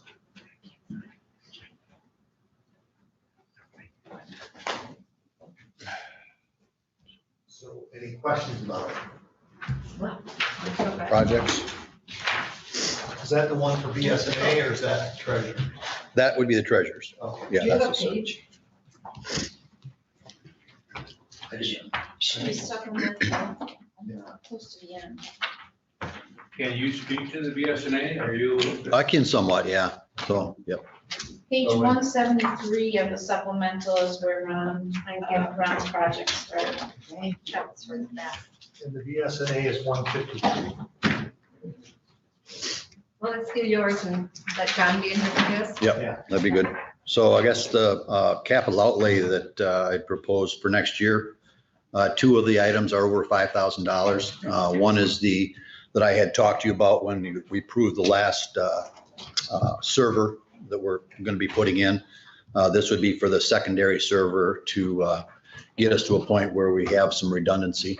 In case one fails, the other can fail. It'll fail over to the other server. Which one is that? That is the additional VMware server and storage. Right, you had mentioned that last. Yeah, I had mentioned that at the last meeting. So But didn't Go ahead. we buy a redundancy system last year? Or did we just talk about it? we just talked about it. Yeah. Oh, okay. Yeah. This is the same Yeah. This. idea. Yep. Okay. The other item is the UPS battery replacement. Those are good for about 5 years. I think we're at about 5 years right now on our UPS that backs up all our radio equipment and our computer systems over in the server room. So it's time to replace those backup units. So the other items I have were under $5,000. Small item, dual authentication for our OS or our Office 365 or email system. Just a little extra security for email that periodically a user will have to go in and get a code, like you say, off your phone when you go into your email, not just your password, but repeat to it a code to make sure that it's really you trying to get into your email. Again, so that people can't start hacking our emails.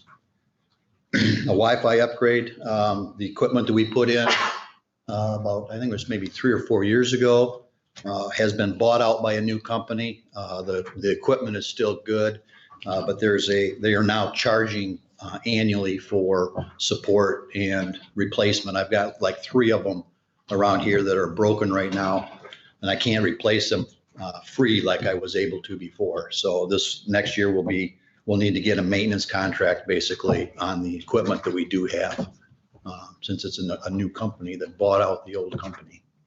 So we can't replace them this year under the existing? Yeah, exactly. I can't buy them without having a contract. Oh. So, the 3 that are broken are they're kind of strategically placed so that there's no place in the building that doesn't have the Wi-Fi, but the signal might not be as strong in certain areas of the building because So those 3 are down. replacing- Pardon? What exactly are you replacing? The access points? Yeah. They'll look like that, but they're out like in the hall. So they're strategically placed around the building. Okay. You'll see a little green square light around them if you go around and look. So the switch upgrade is something that we need to do. The main switches we put in 2008 when the building was built, they are basically still working, but they're obsolete. And we need to get those replaced, to get them off end of life. And then anticipating probably about 15 new workstations for next year. We did quite a few of them this year. Windows 11 is coming out as of this fall, so probably won't be doing an upgrade right away in the next year because we'll be probably dealing with some Windows 11 upgrades around to most of what we have should be compatible with Windows 11. When you say a workstation, if I may ask, what does that encompass? A computer and one or possibly two monitors. It's, no furniture? No furniture, no. Furnitures, I guess, are the departmental budgets, not part of the. I just want to make sure. Yeah, I was wondering about batteries. I thought their lifespan was 7 years. And that's, but they do it in 5 years because they don't want it, because it could go bad. That's in correct. 6 or 7, I suppose. That's correct, yeah. So you want to replace them before they go bad. That's correct, yep. So that's why they do it for 5 years. Yep. That makes sense. Yeah. That was just- We got a bank of 6 units the 6 units are about this size, so there's a lot of batteries in them. And that's pretty much the capital equipment for next year. It's pretty hefty. It is, it is kind of hefty. And this redundant system, the VMware, that's in, say, collaboration with the company we use. Safety for- net, yeah, Yeah, safety net. yep, they help. What they recommend. That is exactly what they recommended, yeah. Yep. Yeah, well, again, the server that we did purchase will go in tandem with that one. So we kind of designed this one that we're purchasing now so that it will be able to be utilized for the new server next year. Okay. And this equipment, does it get amortized over all of the All of the departments? Yeah. Yeah, what we do is we amortize based on how many computers they have in a department. So we take a department, if they have 6 computers, then, if we have 130 computers total, and that department has 6, they're charged 6/130th, if you will, of the cost of that over 5 years. Oh, okay. Over 5 years, yeah. So that's what you're figuring, like the lifetime of a computer then is 5? Yeah, but we get more than that out of them. We amortize, we charge back over 5 years, but I try to get as many years as I can out of a computer. We move them down and, people that don't need anything but a word processor, they're gonna have a computer that's 7 or 8 years old, so. Commissioner Wesson.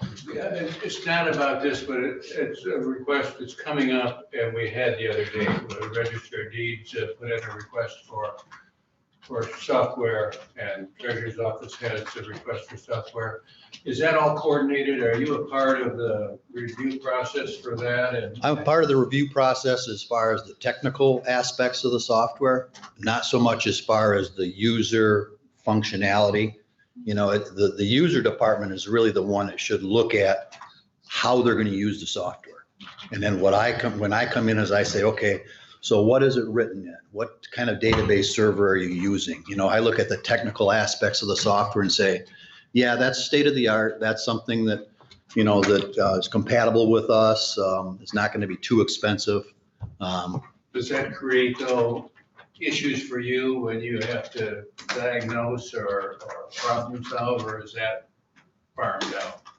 Most of it is farmed out because if they have user problems, that's what a maintenance contract is with a company, like with Tyler.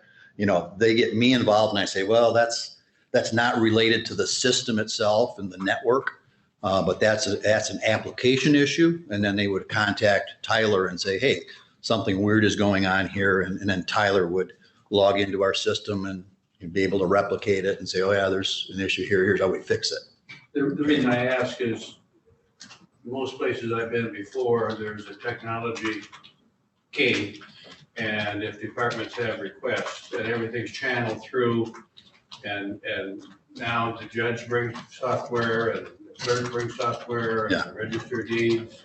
Yeah, if I don't review it, it does create some issues. It has So happened. there's always a sign-off So, process. yeah. Well, there should be. Sometimes there isn't, but I mean, I've had some issues where, things all of a sudden appear and we gotta install this and, oh, okay, I didn't know we were doing that. So, Probably a good reminder for us to always make sure there's a.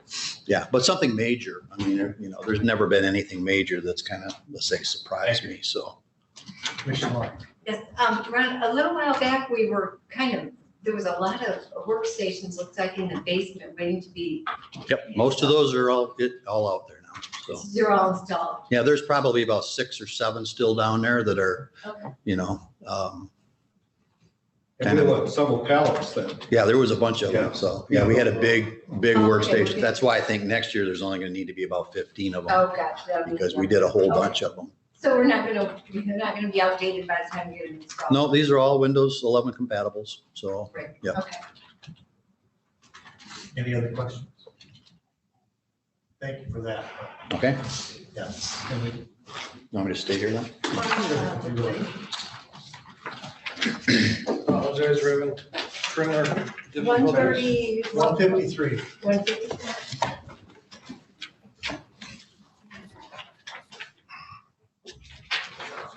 Hopefully my deputy will come in with some more printed copies.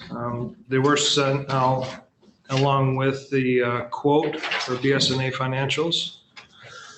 So you may have that in your packet. But I'm here today just to basically see if there's any consideration by this board to look at advancing our financial software system.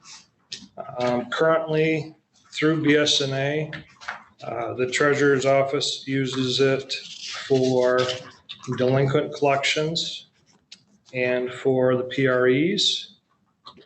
Equalization uses it for assessing. And building safety uses it for their permits.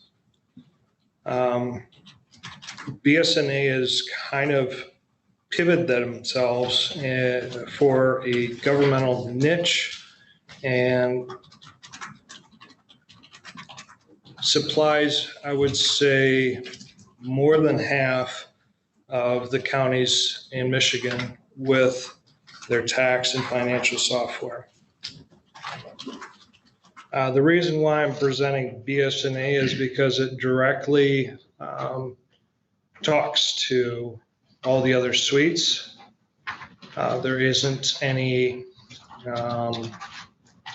secondary process that we would have to do to transfer data from one suite to another. The financial management software is my goal is to implement, reduce some redundancies that we have within our current processes, allow for better accessibility for board commissioners and public at large.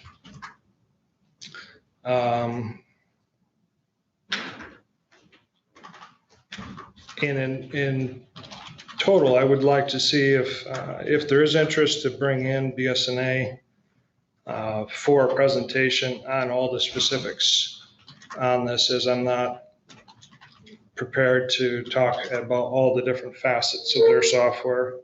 But I have presented this to you guys in the past. It was a different board. And I know the clerk has some different software packages in mind as well. However, because this fits within the tax and PRE, building codes and equalization, it seems to me that it's a no-brainer to go with a company that builds and manages all those other suites. It's not putting all your eggs in one basket where I would be concerned, and Ron can correct me if I'm wrong, but because these are independent suites, it's more a la carte, so we can pick and choose if we want to incorporate payroll, if we wanted to incorporate human resource management, if we wanted to incorporate timesheets. There's a bunch of different suites that are available to enhance our financial reporting and to be able to give, commissioners maybe some better analytics without too much workaround. Currently, my office, for example, just in daily processes has a minimum of 5 uniquely created spreadsheets that we have to use in order for our transactions to be entered in and transferred from BSNA to the current system, which is Harris. Harris does have a shelf life. I know that it's good for another few years. Yeah, well, we know it's good with Windows 10. We don't know yet, I think, about Windows 11, but I don't think Windows 11 is going to be that big of a difference from 10. There was a big difference between 7 and 10, and that was where I was considerably worried about the Harris, but it was very seamless as far as getting it running on Windows 10, so. We are running into some issues as far as accessibility for support. It's getting down to basically 1 or 2 individuals that are familiar with this software through the Harris support. And sometimes it's not timely, to get a call back, whereas BSNA's logging into your system within 15 minutes and, either correcting the error or demonstrating how to produce whatever we're looking for. So I don't know if you guys received this PowerPoint.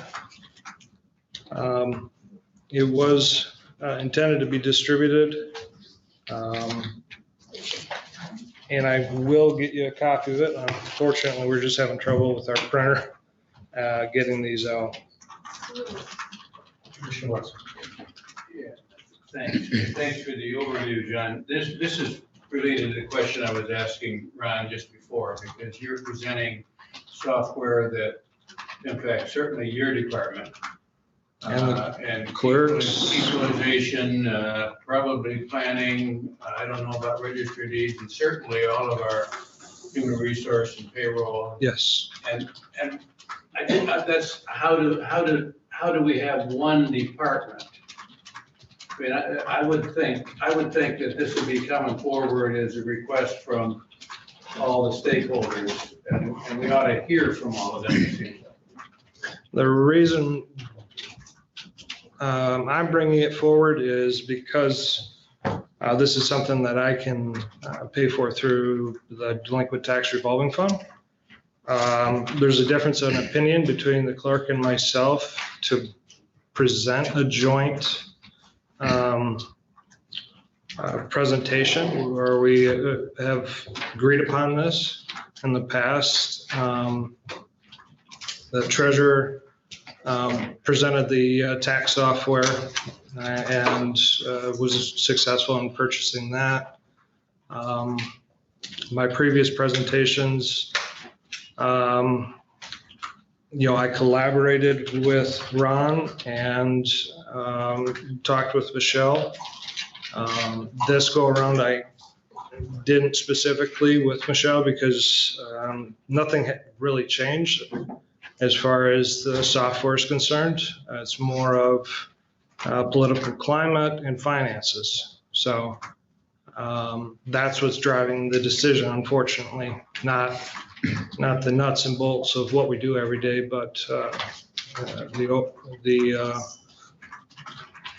just so this would control. A follow-up question, please. Sure. So this would not impact equalization or payroll or?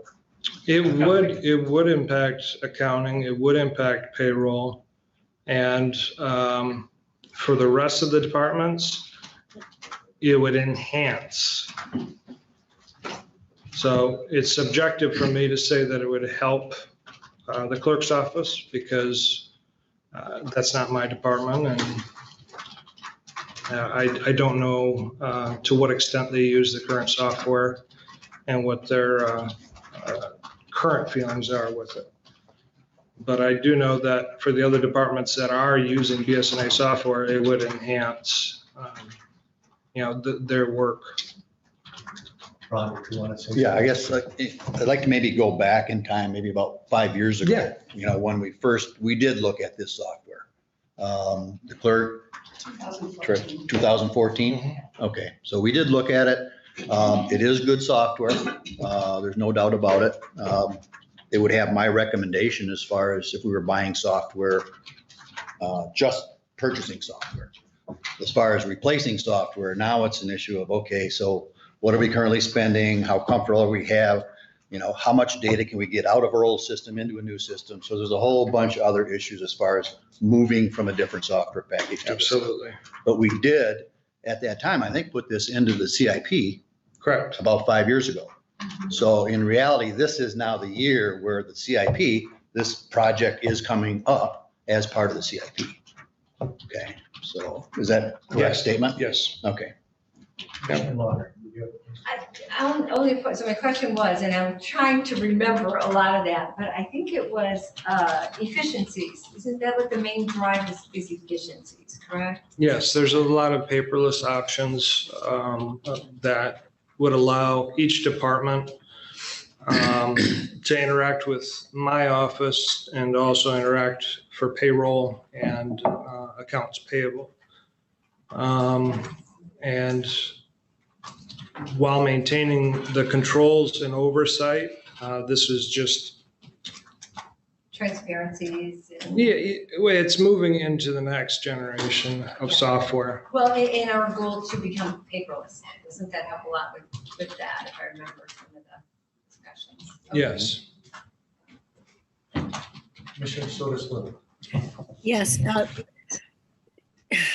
I think, and I guess this is probably more a Ron question. When Commissioner Wessel was asking you before about the impact on other programs and departments and what you look for.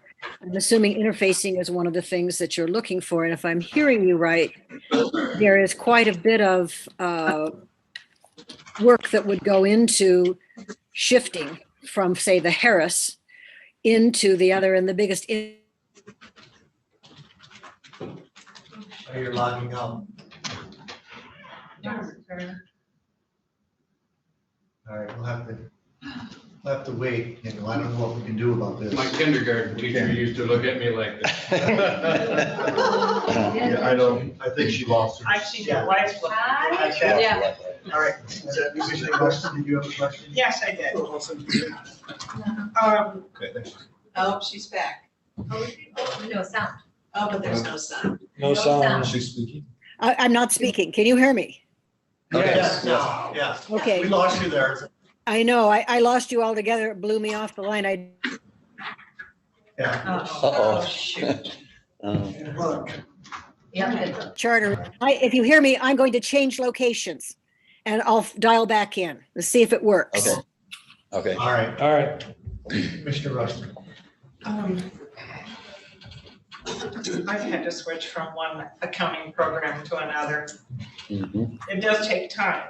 However, the end result for me was,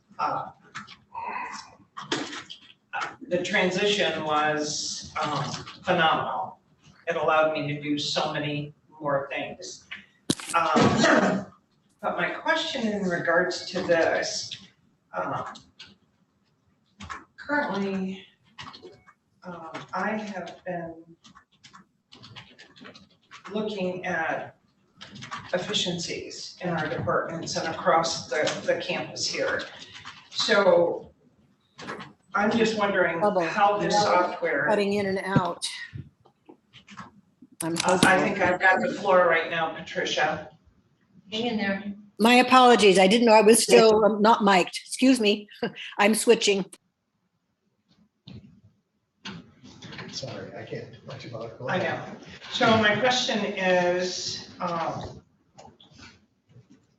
redundancy in the way we operate currently. What redundancies do we have across the board where maybe this could clean that up some? Because our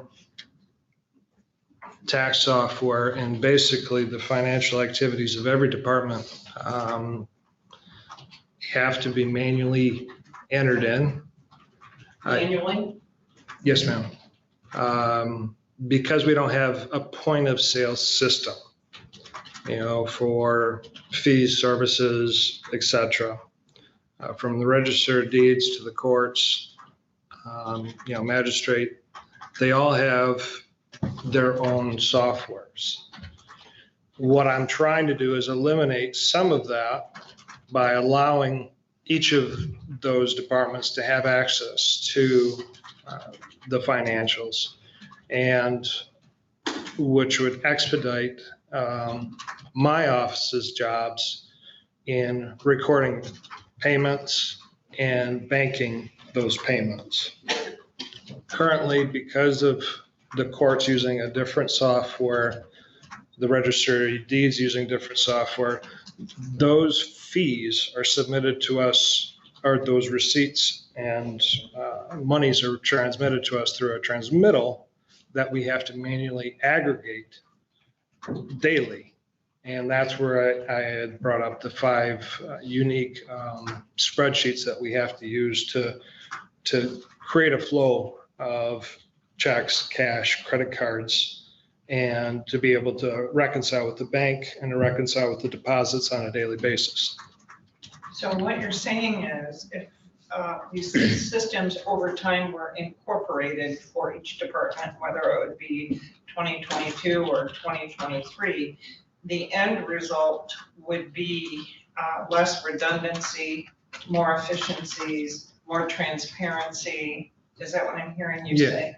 And I can't speak for the clerk's office, but I know that for accounts payable, instead of handing Ms. Lautner a expense with a signature and a coded line item, they could submit it electronically and have it approved by their department head before it's submitted to accounts payable.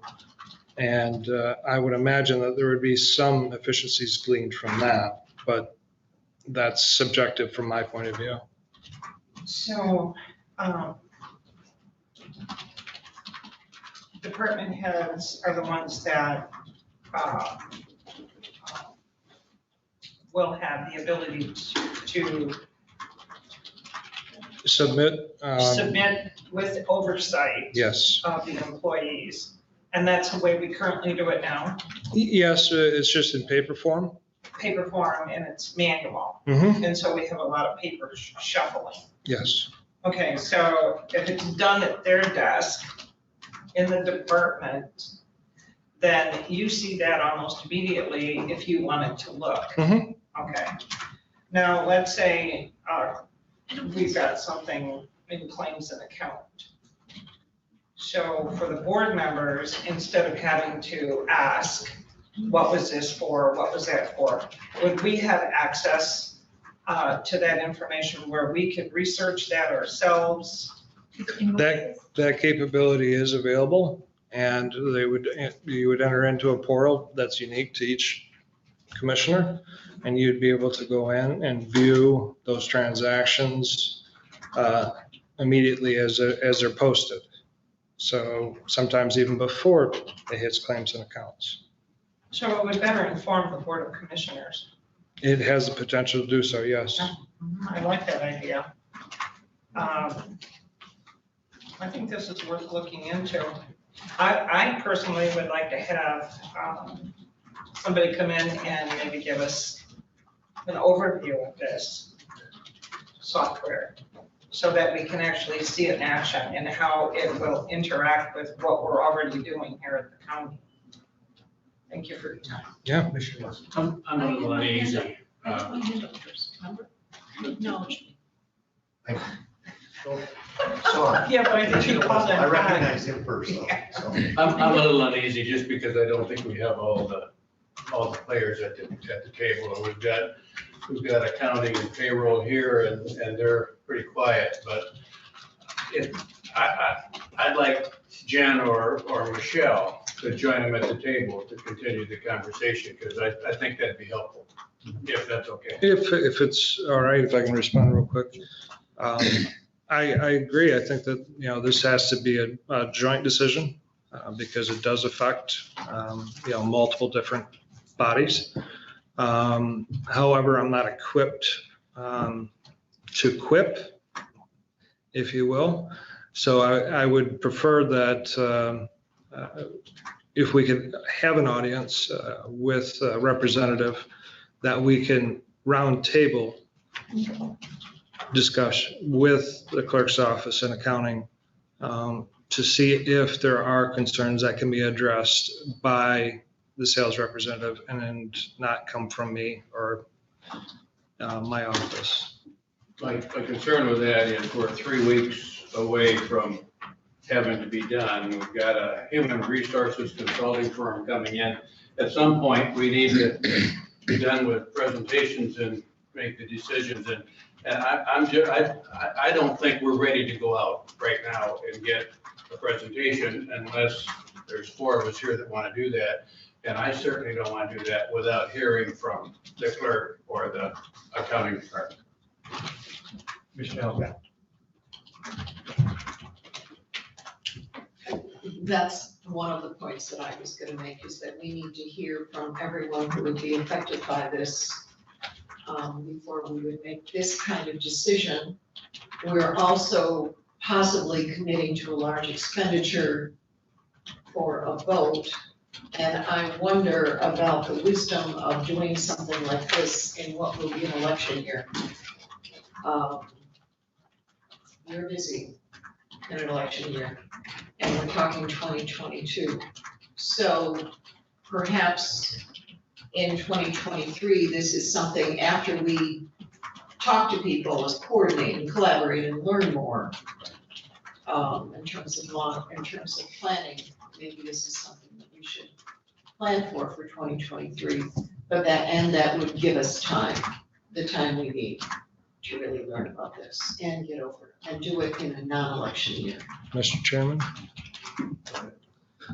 Yeah, there's no guarantee that we could have this implemented in a timely fashion because they are booked out so far. So in reality, the discussion does need to occur. There's never a good time to make these types of changes because it affects everybody's workload. So it is just something that we have to commit to and bite the bullet and do it for the benefit of not only our internal working staff, but for you as commissioners in making decisions. Whether or not this could be implemented in 22, I don't know. We're too far along in the year to do that. But the longer we wait, the higher risk we have with Harris no longer being supported and then having a time crunch that we have to have something, whether it's BSNA or another software, implemented, and we're out of options. We just have to do it because it's no longer going to be supported. We've kicked the can since 2014. I've had it on the CIP. The only reason I'm bringing it before you today is because you guys haven't addressed the CIP. And I wanted to bring it to the forefront and say that this is something that I see as a necessity moving forward. And it's something that the delinquent tax revolving fund can pay for as a part of operations. So I hear what you're saying, and I agree that all stakeholders must have a say. I just don't think that we can afford to kick this can down the road too much longer. I can talk to that. if you want. I'm sorry, well, I thought the commissioners will. We're currently using this software in, I think you said, 3 or 4 different departments currently. Yes. It's modulated, correct? So, one, I would like to hear from the users that are using it and how it has enhanced their efficiencies in their departments. That's number one. Number two, I think it is imperative that we have somebody come in and show us what this looks like before we make that decision, so that we all know. I think John made a great point. It should be a round table where all parties that are going to be having to look at this over time to participate in the conversation. And let me ask you this question. If you're using BSA in your department, does the clerk's office have to change the same time you change, or can they convert over time?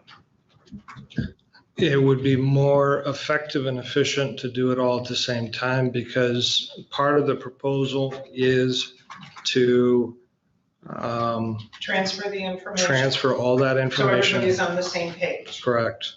Okay. So there would be no reason not to start at the same time. Okay. Yes, thank you.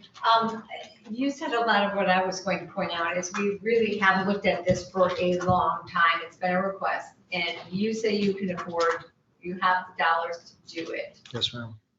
And I think it's right. At some point, we're just gonna have to fight the bullet for efficiencies. And I think it can save us a lot down the road if we just finally do implement it.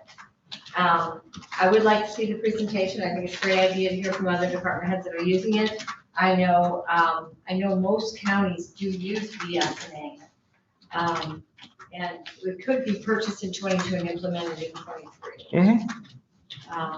Yeah, or begun even in 22, but not, transfer if it's a critical stage at some point. Yeah. With consideration with elections, yeah. Yeah, okay. I feel like I'm making the same speech I made last week when we were talking about the other issue. I just don't think this is the way we're supposed to function. I think that we don't pick the software, the staff that are users, all of them get together, then we get a recommendation. And it doesn't start with us getting that presentation, it starts with all of the users sitting around the table, learning about it, knowing the pros and cons, and then coming forward with a recommendation, at which time we look at a presentation. But I would like to hear what Jen has to say. And I really do believe that we're jumping the gun on this. I know it was a part of the capital improvement plan, and I know John's wanted it for a long time, but how we usually do business is staff recommendations come to us, and all those impacted by. That's what I'm making. Impacted by the decisions are a part of that recommendation. And I'm making a recommendation. So I'm presenting it to you today as a recommendation, asking if you guys would entertain a presentation by the software company to answer the questions and to have a roundtable. I don't want to politicize this. This is just a functional part of our business that we can enhance and improve our processes. So I hope you understand my concern about how the process is working. Because normally when recommendations come to this, you don't make, the treasurer doesn't come and make recommendations for the clerk, or the clerk doesn't come and make recommendations for your department. And that's what's happening today at this, and I don't believe that's correct. Jen, did you want to speak to that? I did. I just, when I had seen this come across for the budget, Michelle did instruct me to call Harris. In our office, we don't have any problems with the IT with Harris. I know Ron has never mentioned anything to us as well. They are always within 5 to 10 minutes. I don't have an issue. I send an email, I get a response. One of the things I did do is with permission from Michelle, I did call and speak with the gentleman from Harris. And at this time, they have no concerns about Windows 11. And if there's anything that's gonna come down the horn, it will not be till 2026. So that is a long enough time for everyone to come to a table, even look and maybe invite other softwares, such as Grand Traverse County's IT just picked a financial software for them. So I'm just letting you know that there are other counties with other financial software than BSNA. Commissioner Abdul. I wanted to hear from John. Thank you. But I agree with Commissioner Wessel that we need a study group for this, and we need to hear from the departments about what will work for them. No, we got to start somewhere. And I don't want to round robin where we keep throwing stones back and forth and saying this will work, this won't work. The fact is I'm selecting a software that we're not having to reinvent the wheel. Yes, there's other softwares out there. They work for financials, but do they talk to each other? If we buy another software and we are straddled with it, and we still have to have these redundancies in place in order to communicate from one software to the other, where are we gaining? The reason why I'm presenting this is because it's seamless. Because one software talks to the other seamlessly. So yes, we can look at all the softwares in the world, but if it doesn't help my office, then it's not going to be paid for through my office. This software will enhance my office, and I can justifiably state that it can be part of my expenditures. Now, another software that can be presented, if it talks to my software, then it's an open discussion. But if it doesn't, it's a closed-end discussion. It's not a threat, it's just what it is. So are you saying you don't wanna? I'm saying that it needs to be. And work with other departments to make sure this is gonna work for everybody? No, I think you're flipping the words a little bit. I'm offering to have a round table discussion regarding this software and any other software that talks to BSNA.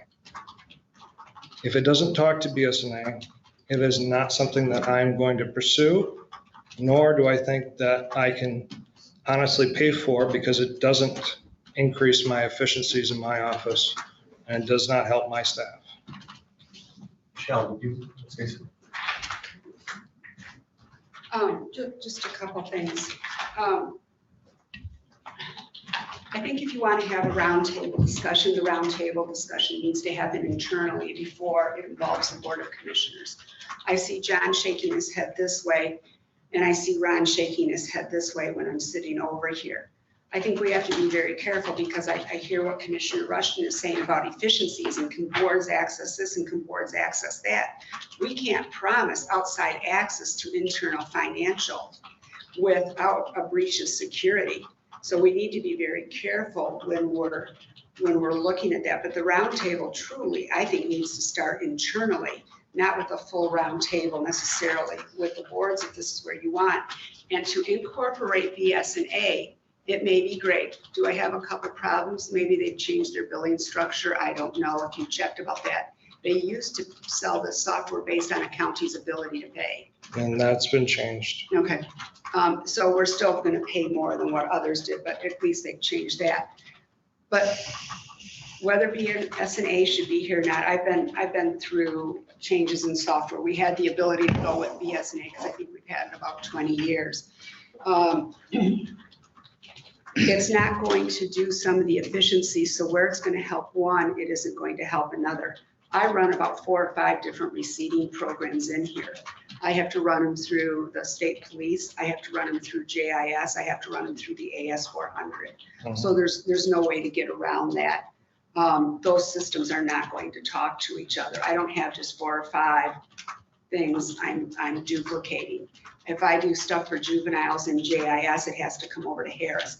It won't matter if I do JIS, it's still gonna have to come over to BSNA, AS400, it's still gonna have to come over. So there's a lot of things, but I think that we need to have an internal presentation again, because it's been since about your first year in office, I think, that the last time he brought this up. we need to do it internally so that we can come together with Ron present to be able to present to you what should be done, because most of the implementation on this and the work to do all of this implementation does fall in the financial world. So that's where the work is going to come. The clerk is responsible under the statute for the general ledger. So that's where it's going to come. Will it impact them some? Yes, it will. But it's really going to impact what we do, and we're not opposed to that. I just think the presentation should start at our level. That's all I'm saying. And then once we have it, and we can formulate the questions, because this is a tough environment to ask the questions we need to do. Once we have them answered, then we can come to you. That's just my 2 cents. I mean, obviously everyone's going to do whatever you think. And there are better times of the year. This is not just any time of the year. It's a good time to do this. With the amount of training that goes into here, I think I saw payroll. Did you look at that? What was payroll, like 18 days? Training to implement was like 30-some thousand, I think. So you do have to pick and choose when you do this. I don't see this as something that you can do and institute on January 1 of 23. No. And I don't think that's what you're suggesting from what you've said. No, So it is not. that's all I've got. Yeah, I don't disagree. I think that does have to happen, and for the purpose of budget, I think we might have to run some of those things parallel. So in other words, it might be easier to lock it in out of DTR, and it would be easier to pull that out, because then the money just stays in DTR. If we choose not to purchase in 22 and implement in 23 or longer. And I had my hand up earlier because that was a point I was going to make. Obviously, things we have no business being into, we wouldn't have access to. There's absolutely no reason for us to be looking at somebody's murders or payroll or whatever. But invoices are our responsibility. So, that's, I think, what Deborah was saying, going to invoices and look at them ourselves and answer our own questions. That anything along that line is all we would be entitled to do. But I think you could schedule them to come in if you want to start internally, or have even them just come internally. And it can happen outside this budget process. As to Ty's point, we have 3 weeks left.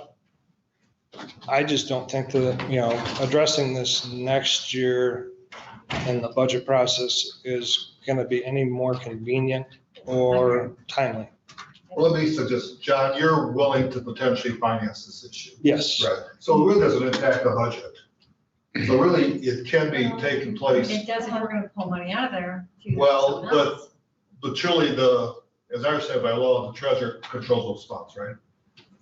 So it's not general fund dollars. No. It does impact other funding that could happen. Correct. But really, you could have that internal discussion. You could bring in BSNA representative, have all the department heads in there, and still work with the board and give them updates.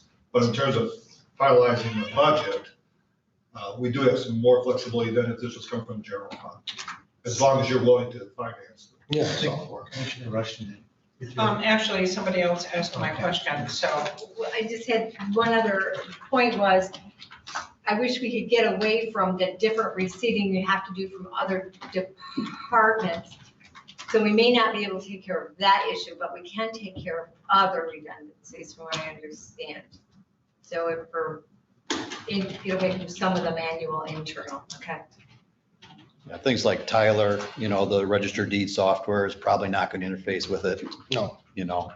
Jail commissary, I don't know if there's anything you do there. But, No, that won't. Yeah. We'll still have to there are still going to be some systems that are not going to be able to automatically dump data to BSNA.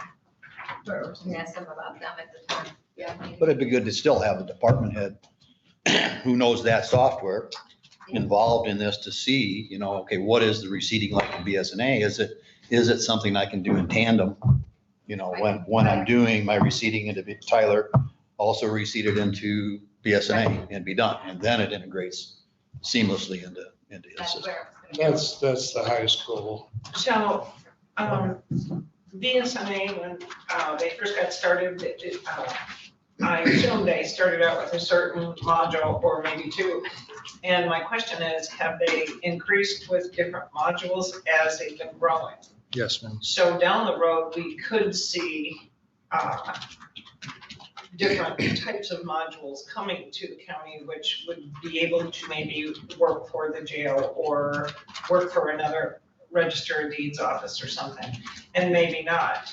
Or maybe the existing software that's being used, that there's not a module for, maybe that software can be created in such a way that it talks to one another to enhance those efficiencies.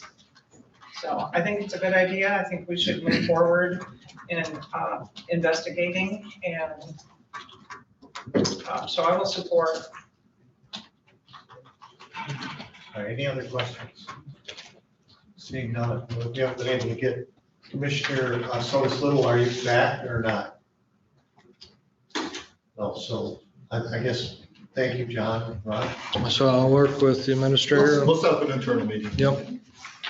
Thank you, If guys. that's helpful, John, if you could call and see when they could come up. Yep. Obviously, I do have some dates. Oh, okay.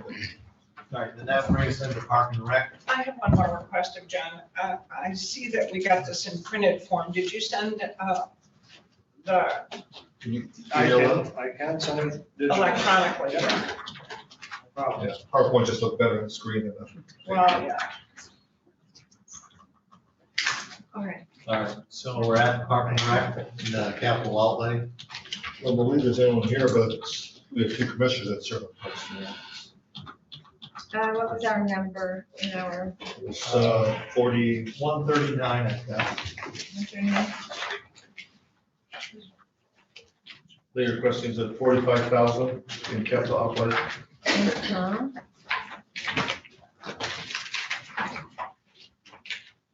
And 5,000 under capital outlay too. Jen, could you help us out there? Yeah, I was just looking into the table of contents, so Parks and Recs, page 139. You know what page their budget is, though? Sure, it's under resource management. Oh, wait, hold on. It's under, I'm sorry, it's under internal transfer. It's gonna be So page, it's 78, 79, and 82. Yeah. Yeah, we're back there too. That breaks it down.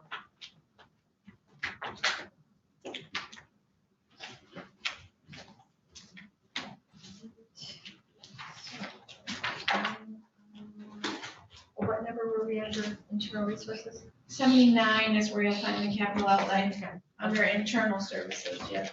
Internal service transfer, 79.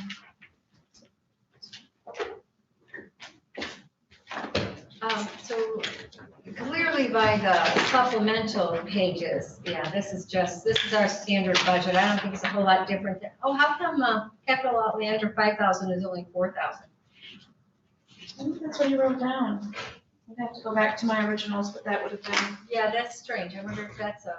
or you just kept it the same, you didn't make a change, so we left Was it it at 4,000 4. last year? Yeah, that's Oh, the okay, we didn't amended make a budget change. for 2021 4. But clearly, there's a lot on the wish list for Parks and Rec. There's a lot of things that Parks and Recreation would like to do, and we just keep picking away at them. So however much, capital outlays we can put in there, at least the 45,000. If there were any extra we could add to that, that would be much appreciated. We would just knock out one more project, but we've been picking away at them. I'm pretty proud of a few of the things we have gotten done in the last few years. There's just more coming up, more stuff, like you look at the softball diamonds, and we've been talking about refurbishing them for 15 years and just keep putting them off. the fish pond edge walkway, we're gonna hopefully knock that out here, so that shouldn't be a problem anymore. We do need new playground equipment for Old Settlers. And I'm not sure, I don't know about this new soccer pavilion at Miles Kimberly, what that's about exactly. There must be something they're hoping to put in. I know the paved walkway, that's been on the list for a few years, and it's been a high priority, but we just never had the budget to do that. At some point, we might be able to start that. And then the dog park has been a priority for a number of years too. And that is something we would really like to get knocked out too. Commissioner Elder. So help me with this process. Don't we just approve $45,000 budget for them and they choose their projects? It seems like that's what we should do. I can't see us choosing their projects. Why? Yes and no. I think you guys, you're the ones doing it. No, but it is our responsibility to know. In fact, it will ultimately come back to us because they're big projects. That's our responsibility. So if Parks and Rec but you guys know what you want to do. That's well, what I'm we talking do, about. but we don't just get our budget and can spend it willy-nilly. That's where the Board of Commissioners comes in for any of these departments. It has to be something the Board of Commissioners agrees should be done in parks. So, I just always like the people doing the work to do that final decisions. But if that's what we're supposed to do, excuse me, okay. I thought we were gonna have Parks and Rec discussion after your meeting today. that's for the other thing, the other part of it. Okay. I mean, we could do that, but put it on the August 31st. I would really like, they have not participated, they've been on our agenda twice. And I do believe you have the chairman of that board. Yeah. So I would like to see this revisited after you have your meeting and conversation, and it would be nice to have somebody from the parks address the board. We have no idea, what's going through the minds. You got 3 different committees, and do they know what they're doing collectively? Yes, collectively they do. Collectively, it all comes back to the full board, and we, as I said before, we kind of been knocking out something at every park a year, not every single park. Picking a park and knocking something out this year, picking a different park the next year and knocking something out in a grander scale. Little things all down the line. But yeah, definitely. And this is the capital outlay, that's pretty much the wish list. Although there's occasionally conversation comes up for something else. Like we said, improving the walking trails around Veronica Valley. It's a great discussion, something some parks commission members would still like to do, but it's not on this list, but that could be revisited at some point, especially if we ended up with some capital outlay money we're for some reason going to use on something else. The parking lot construction is in here. Veronica Valley Committee kind of wanted to do that, but I don't think there's support among the whole board to do that. So that one probably is not going to go anywhere. Certainly not at that level of dollars. I would love to see Parks and Rec come up with a prioritized wish list. Like, what do you guys hope will get done? And then give that to us. Well, I think that's what we're gonna talk about today is instead of having this wish list, we're looking at the long term, what we want at each of these parks. I think that's what's on today's agenda. Instead of just coming up with this, we're gonna start setting it up so we can budget for these projects. Yeah, and my guess is, I had one more comment, but. I know you're going to talk about it this afternoon at the meeting. I, for one, am not very excited about the contracted employee. I think there are other ways to solve that. keeping minutes and keeping organized. So I'm more concerned about that not coming back to us than the capital improvement list. And I don't disagree. In fact, if we do continue to keep this new clerk position in, that's going to help with minutes, I think that can be our solution right there, especially since administratively, probably the experts on policy. So that could take care of that. So we'll talk about that today. And then we're gonna get on to prioritizing. 2022 should be the year to spend some money on Old Settlers. So I'm hoping for some new playground equipment and some safety barriers there, as I mentioned last week. There are no safety barriers around there for that playground, and it really concerns me. It has for a number of years. So we'll see where that goes today. But to make a point why they're not here today, they were asked to be here today because they're going to come back at the next budget meeting. I'm gonna call Patricia, her charter's down. I'll call her, she can participate on the phone. Her system. All right, so then we would move on to the Solid Waste Council cameras. Thank you for being patient with us.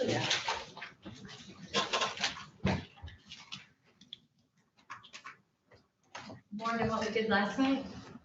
Well, I believe I'm here because of the contractual amount I had put into the budget for cameras. A little bit of a change because when I presented that, it was prior to knowing that we could modify our budget and our recycling grant so that we could cover more cameras instead of other costs. As I mentioned last night, we're still going to have 2 sites. I estimate 2 sites that we would not have cameras completed for this year. One is the Pop Road site because they're just now putting the work out to bid. And I imagine once they get a contractor, it's going to take some time to get that site set up. And then the other one is the Sutton's Bay site, which they've terminated the agreement. So after October 19th, we either have to put a new agreement in place and get a new site and set that up. Sutton's Bay. Yeah, Sutton's Bay School. Okay, all right. Either, excuse me, get another site set up on their campus and there's a location we're looking at, or look at another site entirely. So that means we would still need some cameras in 2022. And I'm stating for 2 sites. My proposal in here originally talked about trail cameras, but after we worked on that and tried it out at some sites and looked at the photos, they're just not going to work. They're not going to hold up, and Ron Plumunda confirmed that as well. So I'd like to keep some money in the budget going forward for 2022, if that's okay with you, so that we could address those 2 other sites. So what are the? Commissioner Al got her hand up first. Okay. So quick question, Sutton's Bay has moved their containers, that new location's not okay with them? It is, but they have put in a request for some improvements at the site. And we've dealt with that in the past at a few sites like Northport and Leelanau School, but just as some examples where we put some money into the site to help improve them. So they've asked for some improvements. It would require a new agreement. It would require us coming back to the county board to spend some funds on that site. The Solid Waste Council will meet September 7th and we'll review all that and see what happens. So there's a possibility you can remain at Sutton's Bay School in a different location? Yes, but it's going to cost some money. Yes. And Good. as I've watched the budget this year, I don't see the money in the budget to do what they're asking. But again, we'll address it in September. And if there's a proposal to bring back to you, I will bring back to you. Because that's a great location. It is. It's a very popular site. Commissioner Lott. So the cameras, are they your capital outlay, 10,000, is that cameras? Yes. Okay. And that's sufficient? I think so. Okay. It gives me something to work with for next year. And if we had to do some work to that Sutton's Bay site, where would that come out of? It would have to come out of this recycling fund. Like, would you pull it out of, do you have a fund balance forward? We do. Agency or something? Yeah, we do Okay. have some fund balance. Again, I'll have to look at those numbers. I think it's pretty tight for this year based Not on even everything the we've been line doing. item at No, it's not. It present. just, Okay. it just came up within the last All right. month. Thank you. Everyone has to speak into the microphone, so you can't hear you. Okay. All right, thank you. That was So all my I'm sorry to questions. interrupt Oh, you. that's right. Okay. Commissioner West. Question from last night's presentation, Mr. Knapp asked after the meeting, are those films stored on site or are they connected to backup here for the cameras? We can't have them backed up here unless we have internet access at the sites. So we can access, that's the use of the monitors. They'll be stored there and we can set the time how long that we want them stored. I don't imagine us storing film for more than, say, a week, because if we have a problem, we need to go look at it now, grab that video film, send it to the sheriff's office. But it wouldn't be, is it stored on at the site itself? Yes. So that we don't expect vandalism or anything with that? No, these cameras are different than, that was one of the concerns with the trail cameras, is somebody's going to steal them. So these cameras, there's at least 2 at a site. So if someone tries to vandalize or steal the other camera, the angle is such that they're going to be on film for doing that. So a little different than having a trail camera out there just taking photos every once in a while. Mr. Rollins. Have you looked into any other options for Sutton's Bay instead of the schools? You mean for a location? Yeah. Yes, and that's something the Solid Waste Council will discuss as well. Going to a brand new site is a possibility if we can locate a site. What about the road commission? There's not enough room there. We did have it there years ago, but there's just not enough room with the storage that they have with the salt, and especially during the winter months. So that's just not big enough. If we can, one of the solutions is to split it into 2 different sites, maybe 2 smaller sites instead of a big site like what we have at the school right North now. and south or east and west. Yeah. I like that idea. I mean, I think Herman Park, where you're getting away from all the buildings and that, I mean, I don't know if the township would think about that, but that's really, I mean, there's a place right on, what is it, Center road that comes off of it, that really would be ideal. But because it wouldn't bother anybody to claiming, Right, right. But We will that's definitely just check an out idea. some other options. Yeah. You mean like Herman Road right there? Or Not Herman Road, no, South it's Center Highway, 633. Center Highway, where you go right up and off on the right. They've got a driveway on there that with a little opening, and there's just cedars all around it, but Get cameras in there with that. yeah, you would have to have cameras, obviously. But it's just an idea. We'll check it Any out. other questions? Okay, thank you. Okay, thank you. Thank you. All right, so then that, I think, completes the list as far as we have, and so then we would go now to register of deeds. No. No? Retiree. No, we're taking, Yeah, I'm sorry, that, she's asked, she doesn't have the work, set up for it, so that's been removed from the list. And my fault for not telling you that earlier, but now would be unregistered deeds and a full-time employee. And this is the time now we have to make decisions.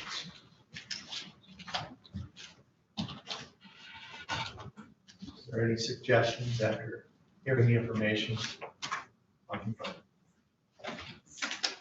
Hi, Jennifer. Hi. So we took this down for half-time position, and I was trying to remember the details of such, but if I remember right, was it just prior to the COVID?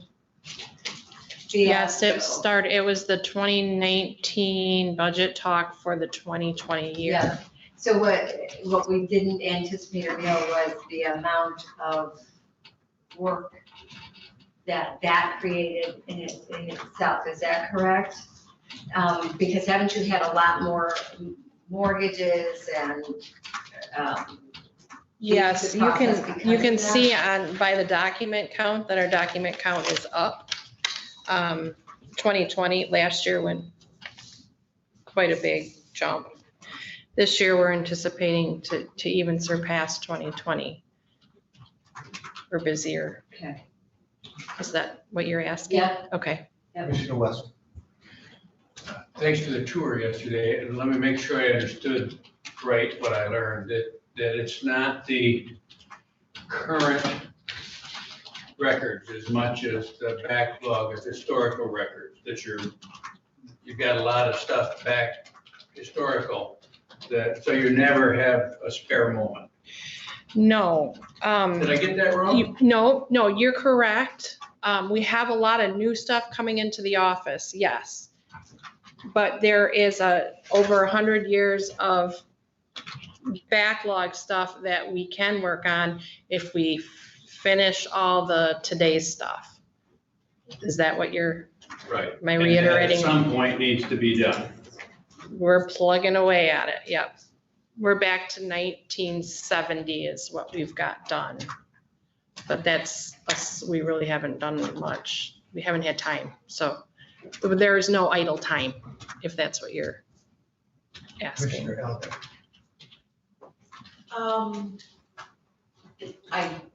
I really appreciated the tour that you gave me a few months ago too, and I think in all our departments, the work they do is important.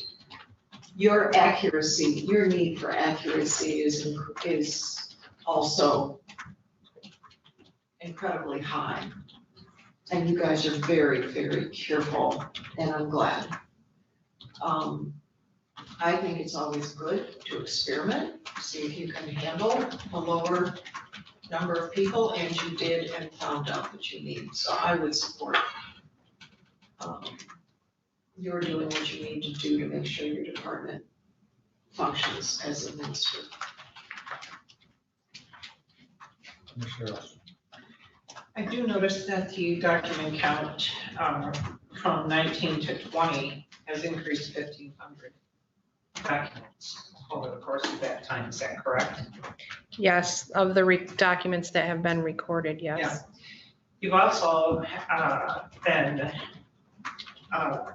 able to get that increase done with the amount of help that you have in your department without creating a lot of overtime. So what suffers then is your historical records, which are very important. And are you telling us with the added person that you would be able to maintain this increased number and possibly a little bit more and then get to the more of the historical documents? That's not something I can guarantee. It depends on what comes in on a daily basis. Right. To be able to keep up with But that. you have off times. And when you do have off times, that's my question, would that person then Yes, we would collectively be working on the old focus on stuff. that? Mhm. I too will support the full-time position. I think you've used your time well. But I do think you need a little bit more help. And this board can always adjust that next year if we find something different. So I will support that today. I don't know, didn't we just, set up for a Tyler, a new Tyler program? The module coming out of the automation fund is for the old records, the grantor grantee indexes, so they are searchable online. That doesn't have anything to do with the efficiency of like the current stuff. That's gonna be more upgrading the technology for the searchers and the attorneys and. Well, and I guess that's, when we reduced it by a half, I thought it was because of the efficiencies of the programs and the things we're doing, just as this. So the idea was that we buy the programs, we make things more efficient there, and we're able to reduce the number of people that are in that. It doesn't, the software doesn't reduce our workload. We still have to check them in. We still have to check them over. We still have to record them. We still have to index them. We still have to verify them. That process never went away. The Tyler software gives us the ability to upgrade We upgraded to be able to do more e-recording stuff, which we didn't do before, which stuff that comes through electronically instead of by paper. So the e-recording companies are able to connect with our software now, and they're sending us stuff. It's more transparent. I sent through the revenues for the web and copy fees. Those are something that we weren't able to break out before. The new software allows us to do that. It didn't change any of our workload whatsoever. The work is still coming in. Just gives us more options to come into today's technology and more transparency. Commissioner Locke. I have, maybe it's a Jen question. Is there a 450244 for just microfilm, or is microfilm under her 236? You mean the fund versus her general fund?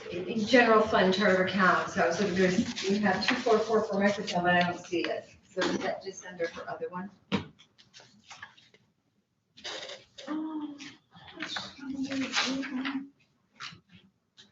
It's just an old, right, she puts her microfilm either in the 256 fund, or it's a line item within the 236. It's not a separate department anymore. Okay, so I see it in the 236. So we don't have the 244 anymore. Nope. Okay.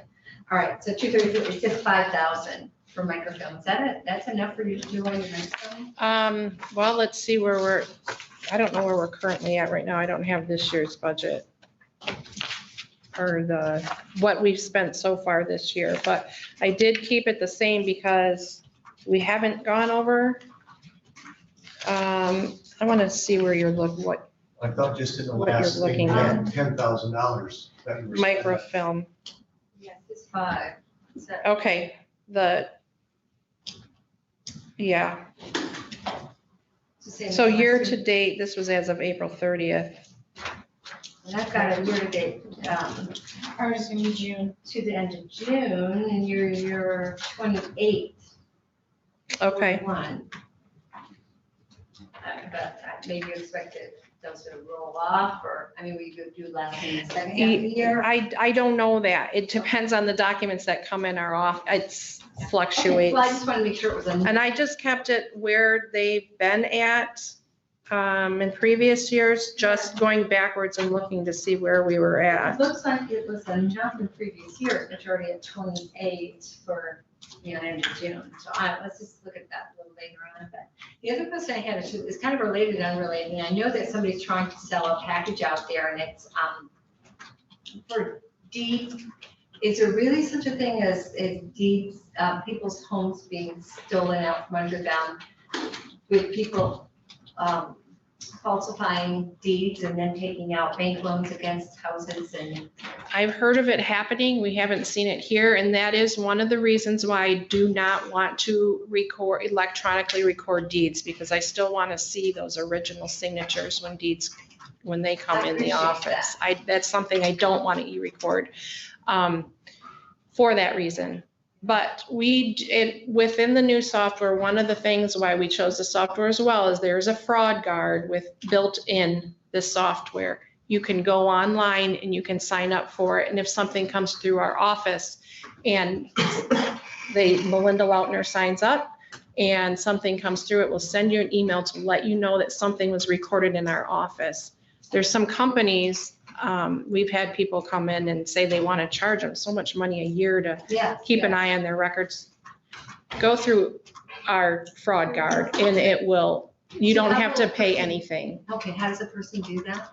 If you want to come into the office at some point, I can show you, or go right onto the leelanau.cc under the Register of Deeds, document search, go right into the fraud guard. You can sign up yourself. If you need help, call us or stop in. And that doesn't cost you anything, it's free. Do it for 11 deeds or however many deeds you have, it'll do it all, or is it just by like name? It's by name, Okay. and it won't recognize anything that's been done in the past, but going forward, it'll alert you that something's been done. Interesting, okay. I Mhm. appreciate that. Yep. Commissioner Elzak. Well, are you gonna hire an additional, so you've got a half-time person? I Are do. they gonna increase their hours or, The halftime person does not want full-time. so what are you gonna do? We will have to find somebody else to replace that person at a full-time Just, spot. that's part of the labor contract, so the job would have to be posted. So then what happens to the half-time person? They leave? Okay. All right, is there a consensus then to Yes. put this in the budget? Yes. Commissioner Swiss Little, did you have any questions or? No, I'm hearing fairly well, and the questions I would have had, she's answered. Thank you. All right. I mean, I would say no, but I guess if the consensus is to move forward and put it in there. All right, Okay, thank you. thank you. All right, so then that will bring us to prosecuting attorney.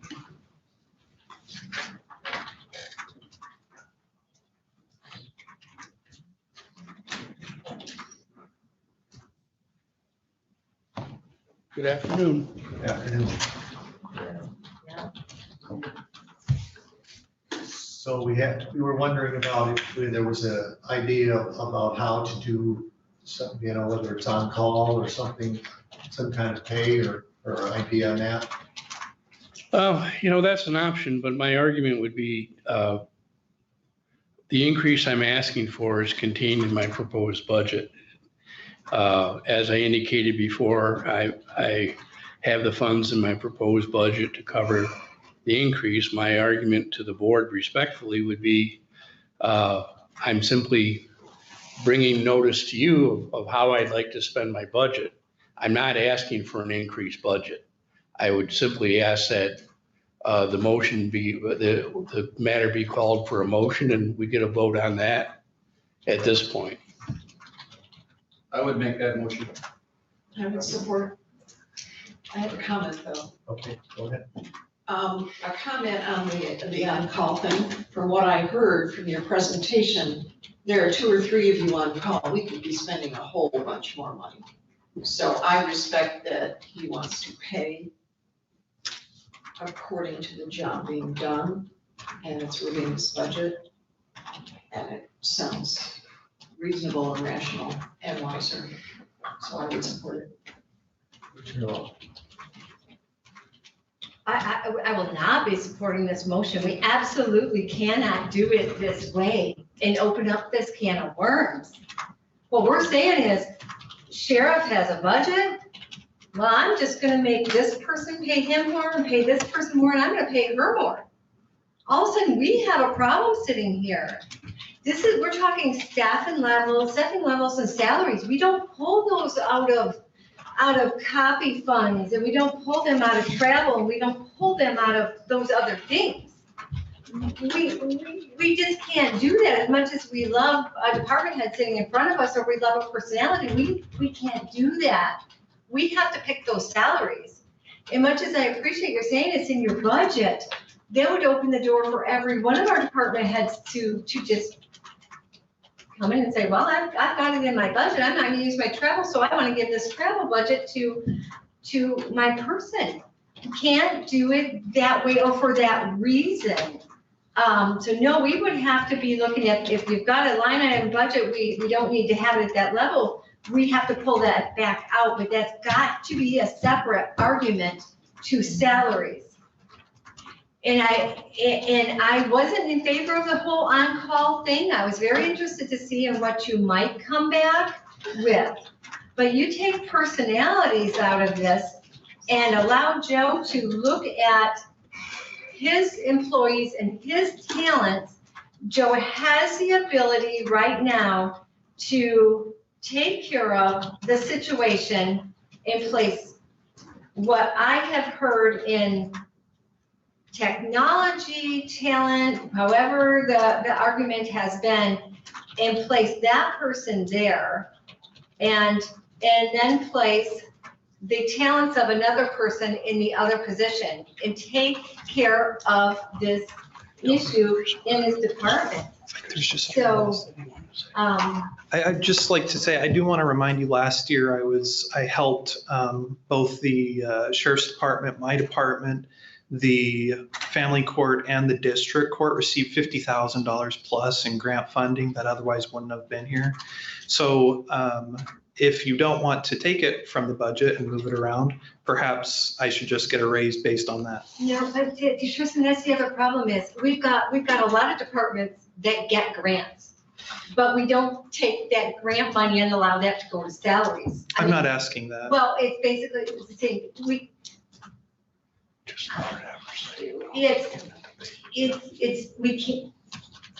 We have to look at the position as a position and what do we pay that position.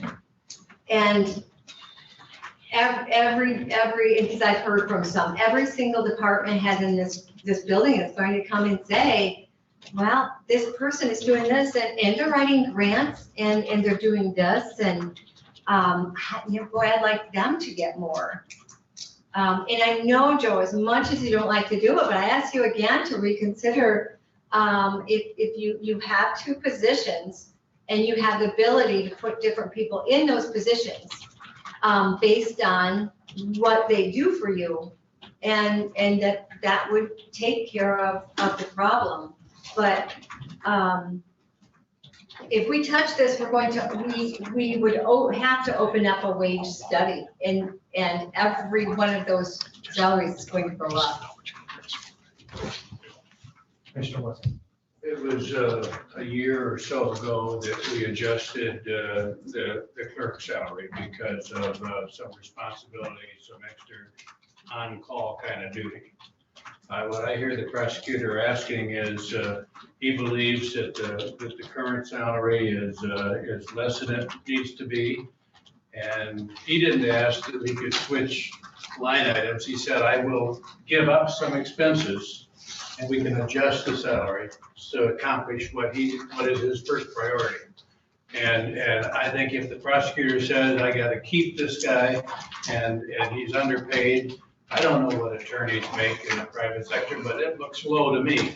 And I'm supporting this recommendation because I believe that the adjustment, the second time we've heard the recommendation, and I think we need to do this. And I don't think it means we have to open up all of the salaries to review.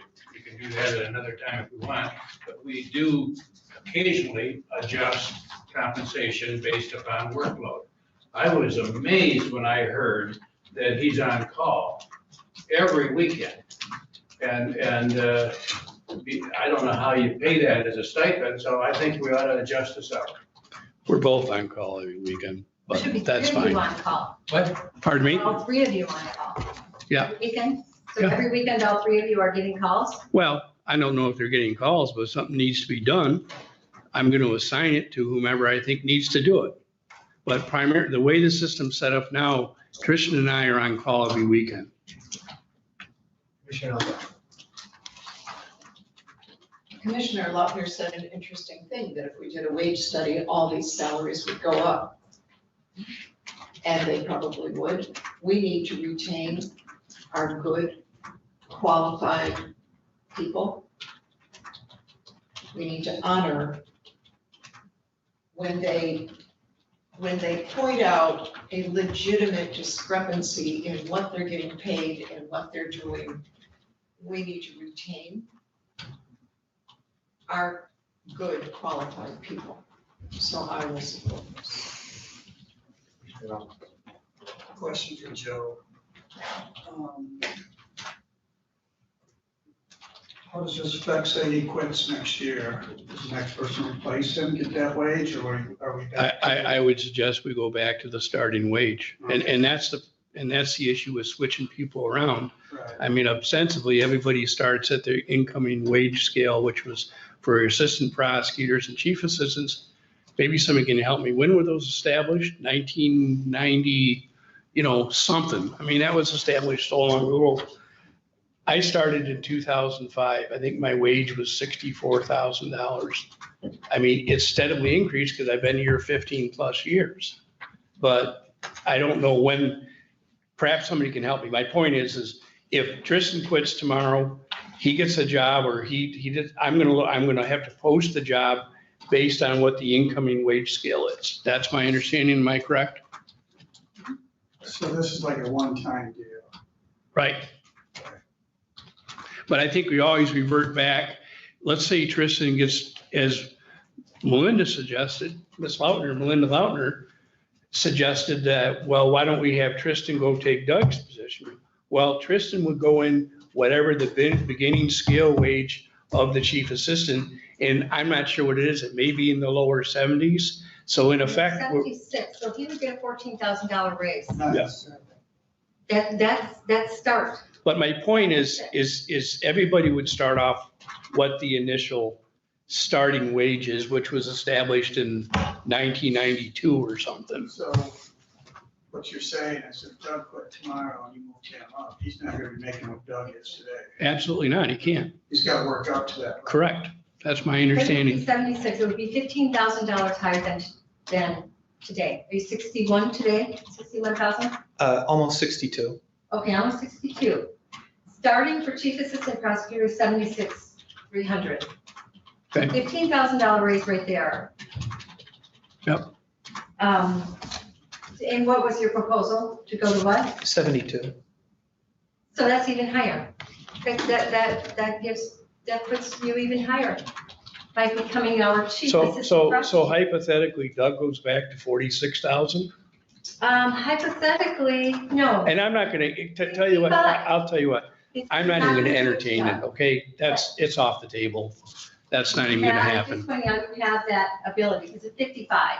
I have the ability to fire both of them tomorrow. They're at-will employees, okay? But that's not how I operate my department. My point, just to finish my point, is that as much as it's personalities for you, and I'm trying to take the personalities out of there. What I'm looking at is you before us in 2 years, and all we've heard about is how much Tristan's doing for you, and that's what my comments are based on solely, because I love you all. But I'm just looking at, you're talking about compensating, you're good, qualified, and honoring, and all these lovely catchphrases, but it just boils down to how we can't be looking at those personalities. I'm looking, at positions. Melinda, I'm not only looking at personalities, I'm looking at job skill, and I'm looking at what I feel my function is as an elected official, as the prosecutor, how I want to staff and maintain my office. I know, So I respectfully disagree with your suggestion. I know. I understand where it's coming from, though. Mr. Rush. Yeah, last week, I thought you presented very well. And one of the concerns I have with being able to take this out of your budget, that just sends the message to this board that your budget is inflated. And two, it opens the door up for our other departments to inflate their budgets because they might want to make a position change. So I was hoping last week when we were having this discussion, or the other day, I can't remember, we've had so many different meetings. I was hoping that we could resolve this through the on-call method, as you said, a weekend, somebody said a weekend, $200, somebody else is getting, that would equate to the dollar amount you're looking for. Other commissioners now have pointed out that if we're paying you for on-call, we gotta pay others for on-call. So I support the increase in the wage, because I do truly believe that by the time we go through all of the gymnastics that it would take to replace the position, one, we don't know the quality they're gonna get. And two, I believe we're gonna have to pay more anyway. So I would like to also keep the talent that we have found. I'm just not sure how we can manage that. And maybe we need to have a little bit more discussion on that, so that we're not tripping triggers. Can you bring out one quick thing? What I'd like to point out is, what we recognized with our clerk a year ago is that our clerk was running 2 departments. She's basically 2 department heads and had been for a number of years. That is what we recognized. It wasn't additional duties.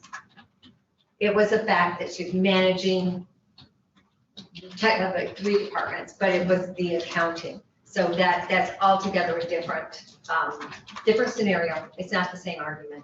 And Debbie, I'll stop because that's all I said I was going to say.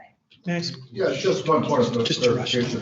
What's unique about the prosecutor's office is they are not covered, the attorneys, by labor contracts. The other departments really do not have the option to come and reclassify people for salaries because those are covered by the labor contract. So that would have to be a joint agreement between the union and the board. So this is a unique situation because every other elected official is the sheriff, the clerk, the treasurer, their staff are under labor contracts.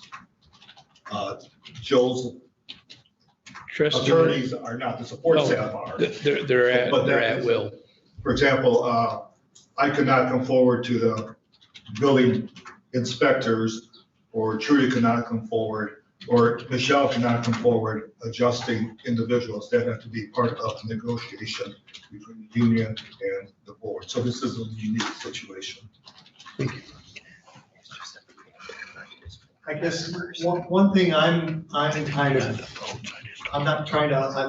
understand is, we just we added 2 sergeants for the sheriff's department to have someone to go to who was in charge of the evenings, so that they wouldn't have to bother. Then there's also the lieutenant, then there's the undersheriff, and then there's the sheriff. I thought those were the people they're supposed to go to as far as on call, and they tell me the lieutenant's sleeping, but they're gonna wake you up instead? I just don't understand this. If I'd like to address that. Yeah. Many years ago, we had a lawsuit involved the officers, 2 officers, basically forcing someone out of a house and arresting them and unarresting them because they wanted to arrest a third party that was in the house. We were not called. Had it been called, I would have said, okay, let's go get an arrest warrant, search warrant. Let's get court authority to enter the house and arrest this person. Because I was not called, that issue became a lawsuit, involved the board, cost the board a lot of money.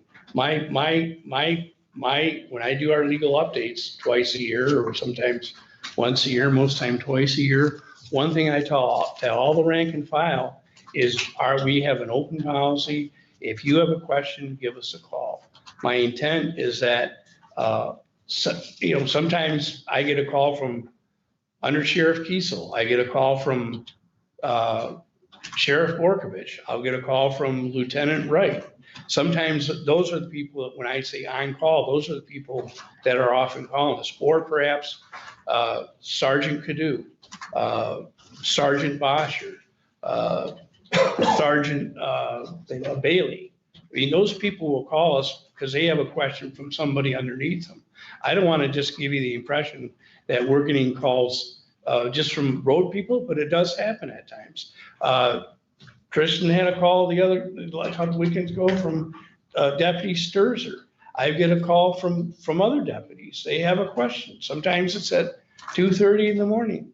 I've encouraged them to do that because I don't want to see ourselves, perhaps they feel like, I don't want to call Hubble and ask him for a search warrant because he'll get mad because he's got to come in and do his job. That's not the issue.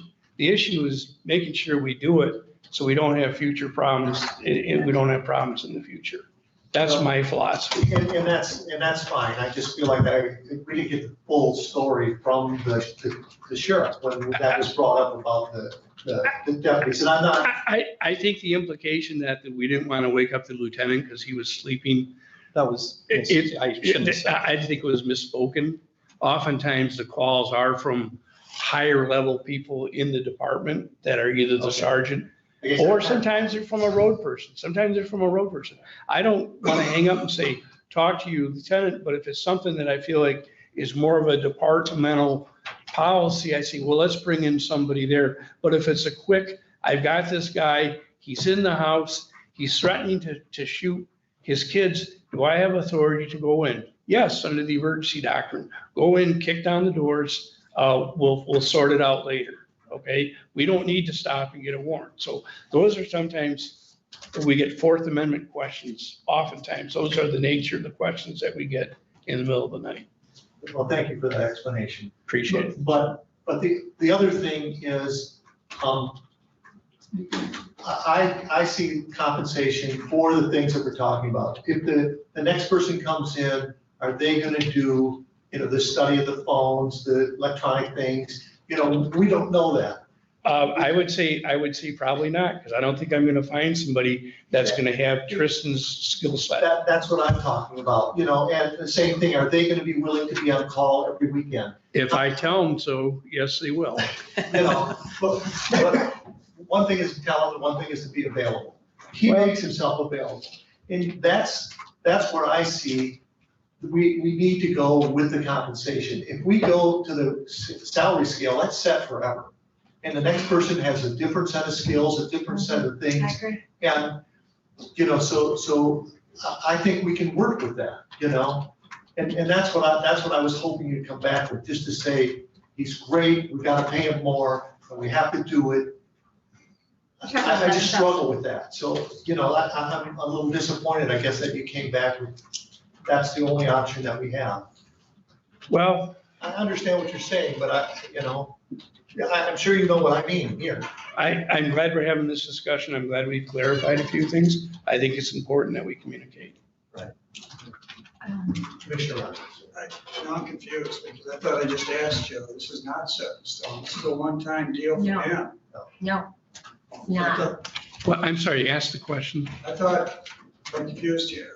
Go ahead. I thought I asked you, is this a one-time deal? This isn't, if you got to replace him, he starts, the next person. The next person starts at the If pay. you raise him to 72, the person that replaces him is not going to start at 55. It's going to start probably where, Madam Clerk. Well, please, Doc, it depends what you do with your place. Right now, the assistant prosecutor starts at 55,189 and progresses after 4 years to 61,328.86. So when you replace him, the new person isn't going to start out year 4. No, Well, they could. But they won't start out at 55. They will start out at probably 61 where Tristan is now. I'm guessing just by trying to calculate quickly. Yeah, it's at 55 right now, he tops at 61. If you put him at 72, they're probably gonna start at 61. Like, you're not gonna start them back at 55. No. You can't have that big of a Let's 4-year have- jump. Can we have the clerk clarify this, please? I think what you're asking, there seems to be confusion. So there's a non-union wage scale that you have your assistant prosecutor at. So in essence, it almost sounds like you're asking for a stipend for only Tristan to be at a set amount for a period of years versus actually adjusting the assistant prosecutor by that amount of money retro back to the start. Is that? However you folks want to do it, okay? My point, to answer Commissioner Robbins' question, if Tristan were to say, Joe, I'm out of here, I've got a better opportunity, I've got a wife and 2 children to support, I don't make enough money. He leaves, I post the position, my understanding is I gotta post it at the introductory pay scale under the wage scale. So whatever the lowest amount of that number is, that's where I post it.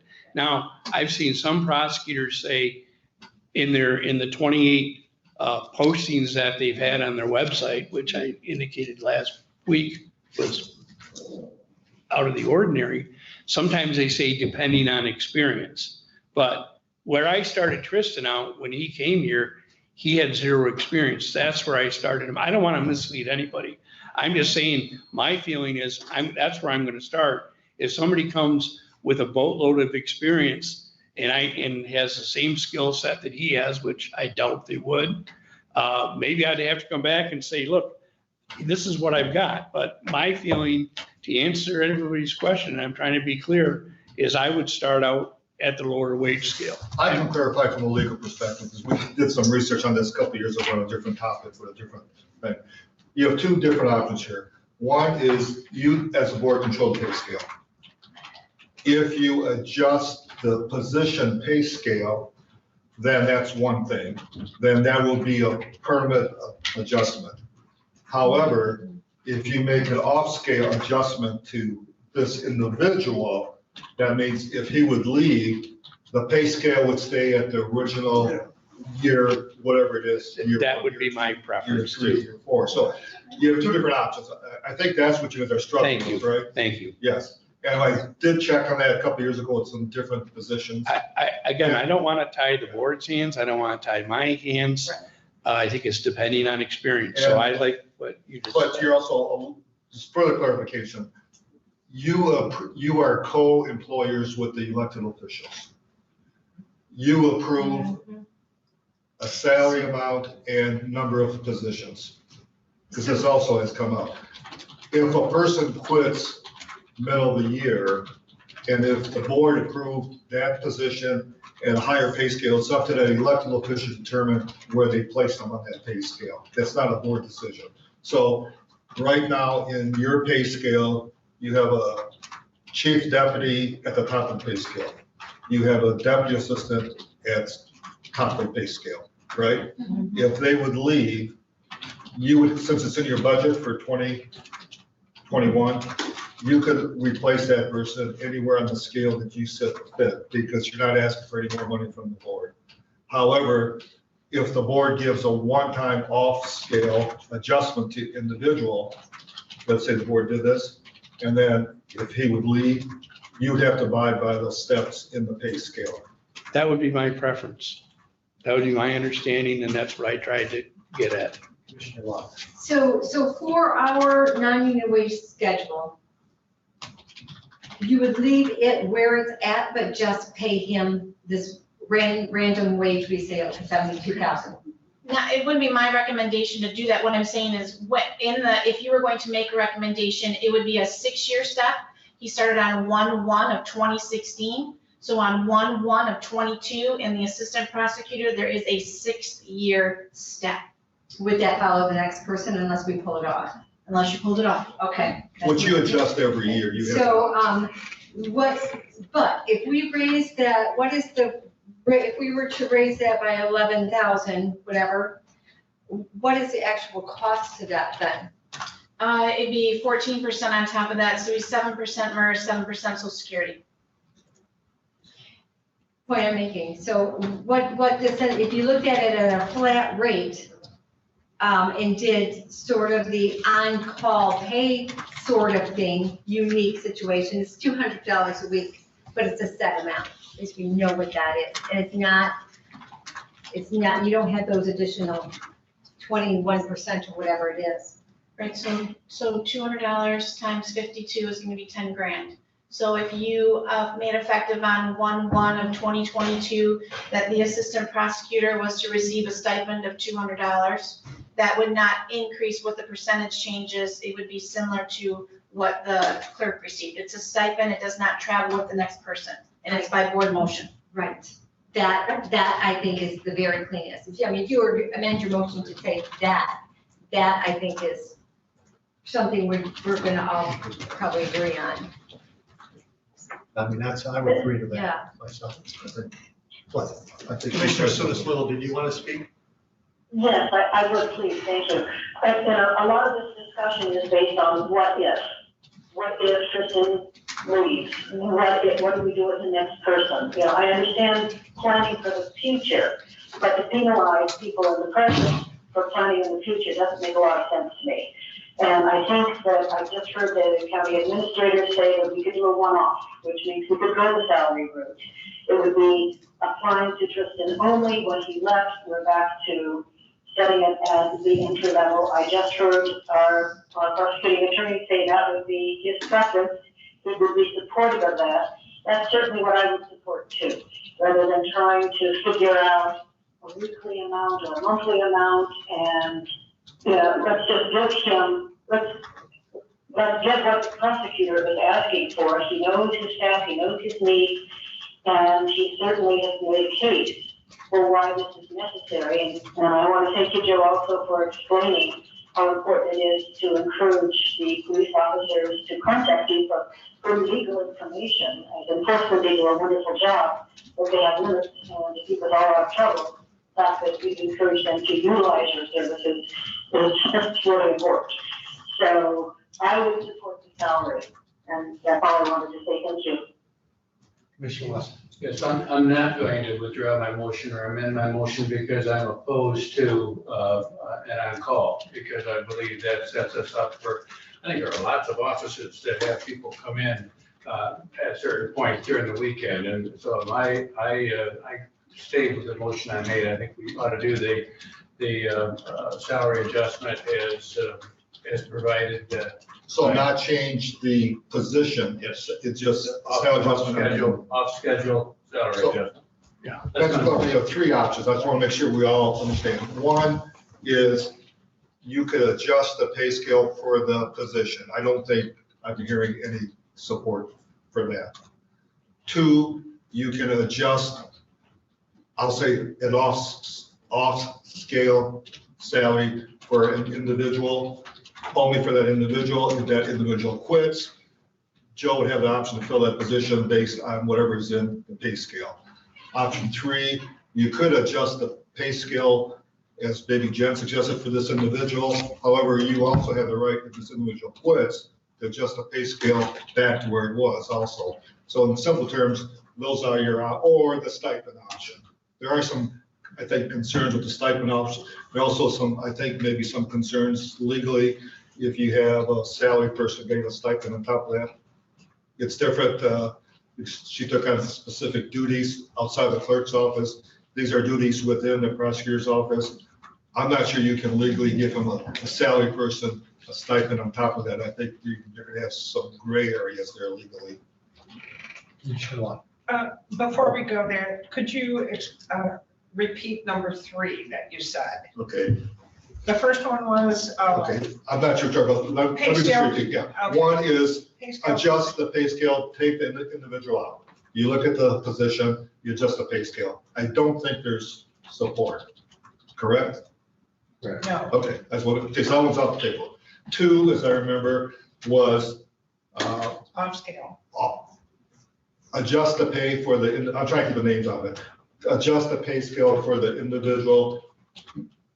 Clear that it's not gonna adjust the salary structure that we have for our salary employees. That'd be a one-time adjustment for this individual, as long as he's here. If that person leaves, Joe would have to go back to the pay scale we have approved. Three was do maybe Jen suggested add a step 6 to the pay scale for this individual. However, knowing that if he would leave, you could put a contingency on there upon his departure, you have the right, well, you have the right at any time to adjust the pay scale at any time. Or for a stipend, but I think there's some gray legal areas about a stipend because he's doing work that is part of his responsibilities and his salary. And you don't want to miss, you don't want to mix the two because there's legal challenges there. I would say that would not, we would have to get a different legal opinion before I would recommend that. So I think it's between 2 or 3. Commissioner Couple questions. Number one, I would like to see a legal opinion and ask our attorney whether there's a way to legally do that. The stipend? Yes, or if that's not a stipend, not a bonus, not on-call pay, whatever he would suggest it set up. I think the challenge with that is then you have to do it for the other attorney also, if they're getting on-call pays. If Mr. Donaldson's getting calls at night, I don't know how you give it to one and not the other. Joe's an elected official, so that's a separate Ask us entity. about him. It doesn't matter. That's the concern I have in regards to that.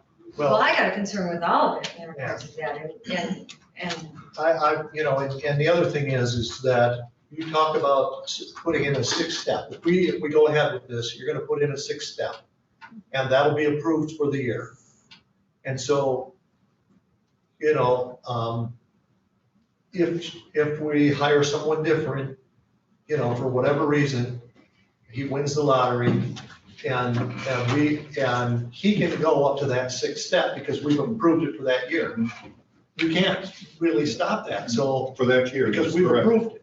Unless you have stipulations, just like we do in our Appropriations Act, that the sixth step can only, and I don't know because you're dealing now with an elected official versus a department head, that sixth step or fifth, it only goes up to fourth, whatever, Right. can only be utilized with board approval. And I don't know legally how that works. I mean, you could probably do it in your Appropriations Act or something, because you would want that clear, because if Joe wins the lotto and he goes, you want the next prosecutor to understand what this agreement was.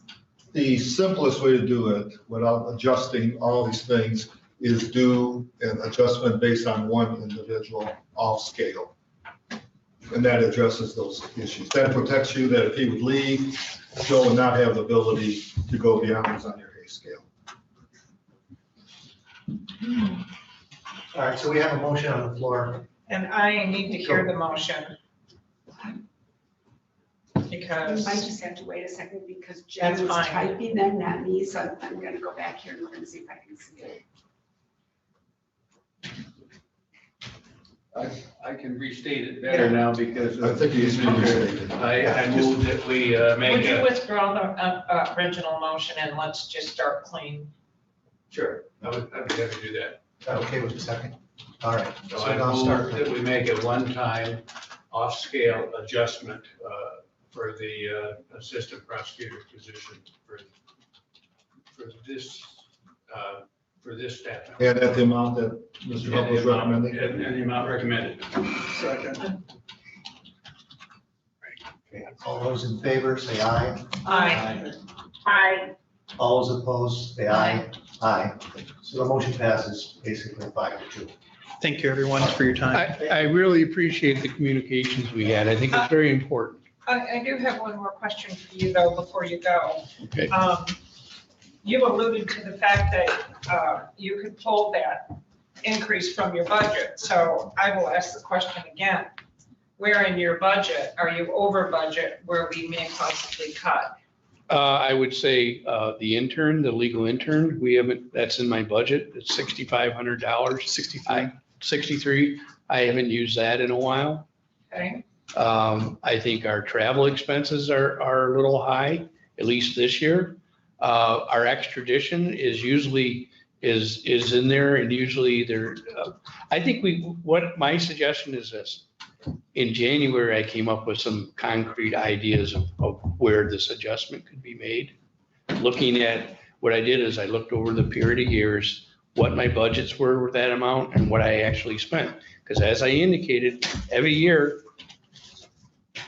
I'm under budget. So where's the money? So just simply redo your budget based on where you're gonna make those cuts, submit it to Jen so she can put it in the book for all the commissioners. we would appreciate. Oh, I'm sorry. Okay. That's what you're asking. Okay, That is exactly- that's what you're asking, and we can do If you it. could do that, give it to Jen, because we're gonna redo these books based on what you decide anyway. Okay, we can do it. So and the amount is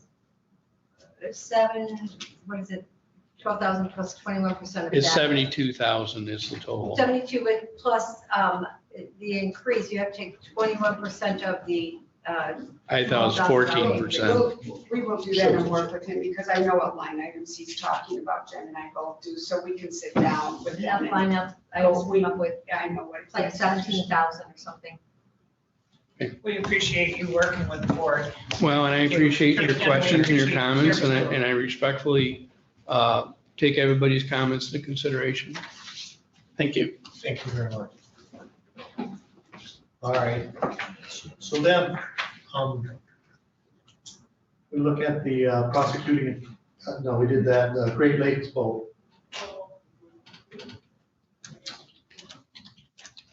Commissioner Rush. Just as if we did, as we did with the prosecutor, we had a conversation with the sheriff in regards to this. I think it's a big picture for us. I think that we should give the tools to those departments that are mandated for certain duties. And as we all know, Marine is a mandated duty for the sheriff. I like the idea of partnering, just as we did with Joe. I would make the recommendation that we allocate 1/3 of the cost of the boat and work with the sheriff to see if he can get enough donations so that he can make this happen. So you're talking 167,000 basically. Yeah, I don't want to speak on behalf of the sheriff, but he and I had a discussion afterwards. He was looking for some guidance. And he told me if the board would do 1/3, he'd be very happy with that. He said he'd be satisfied with that. Because really, if you put 1/3 in the budget now, that gives them from now, because you already approved them to do fundraising. So it's actually, you can start right now and go through December of 2022. Right. Because I you're gonna put it in rounded, the so budget. 165,000? Well, he said 1/3, whatever they amount. 167 is 1/3. I would rather keep it the 1/3 in good faith. Well, I rounded it Now, up, so. we don't know if that's gonna happen, but I think that we should give the department the opportunity to partner with us to see if we can provide the tools that they need for them to do their mandated duties. I think the other thing that we need to do as well is we need to come up with a some sort of a program for the rest of the fleet. Long term. Jen, can you speak to I was just gonna state that if you wanted to, you could increase your contingency line item for 2022 in that amount, and then that way it sits in there used or unused. And That's a then great suggestion. That is how we done it before with the Yep. 125,000. And when I told the sheriff, if he has a commitment of 1/3, it's much easier to go to fundraising, because I used to be in fundraising, Yeah. to say, hey, for every dollar you contribute, the county's gonna contribute 33 Right. cents on top of that. And hopefully he'll get more. I can tell you without going into specifics, there are some donors that we've had dialogue with already. Great. So, but, well, I don't speak as that, but he told me that, I'm sure he'd say the same thing, he'd be very happy with a 1/3 commitment, and that would give him 16 months to raise the money. Okay, question I have is, we're setting it at 1/3, say he gets a donor that wants to pay more, does that mean can we give money back to? Well, because you really won't spend the money until he comes to request the Well, vote. ours would be up to, Yeah, Yeah. so he would have to come. Let's we say, will do up to the you know, third, right? Yes, make it up Say he to gets that more amount. and we only have to pay 1/30, can we do that? Yeah, Yeah, Yeah, we're up to 1/6 now. so officially I did change the motion to say up to. Okay. But there's no second for your motion. Oh, support, I'll support it.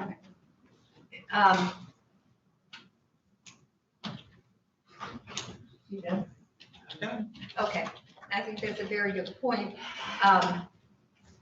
And I think it will help fundraising, so I would like to see the majority of this paid for by fundraising.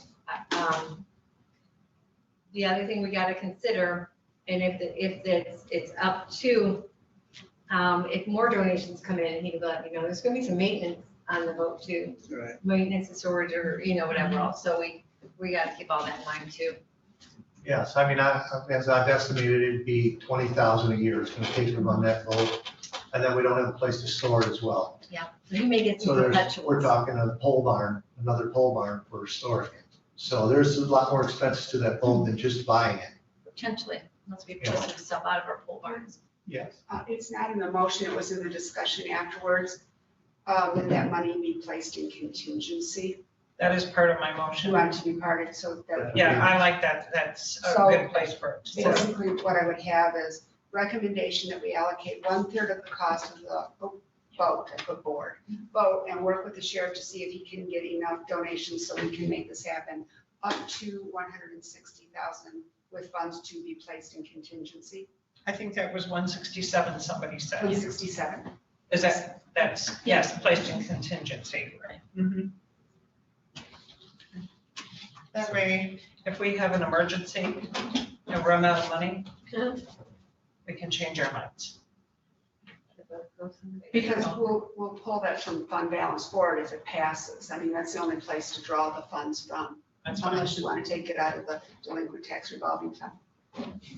That's fine. I don't think we can say what Commissioner Rushton just said. If we want the sheriff to go out and make this commitment, do fundraising, we can't then say, but if we need it later, we're gonna take it out.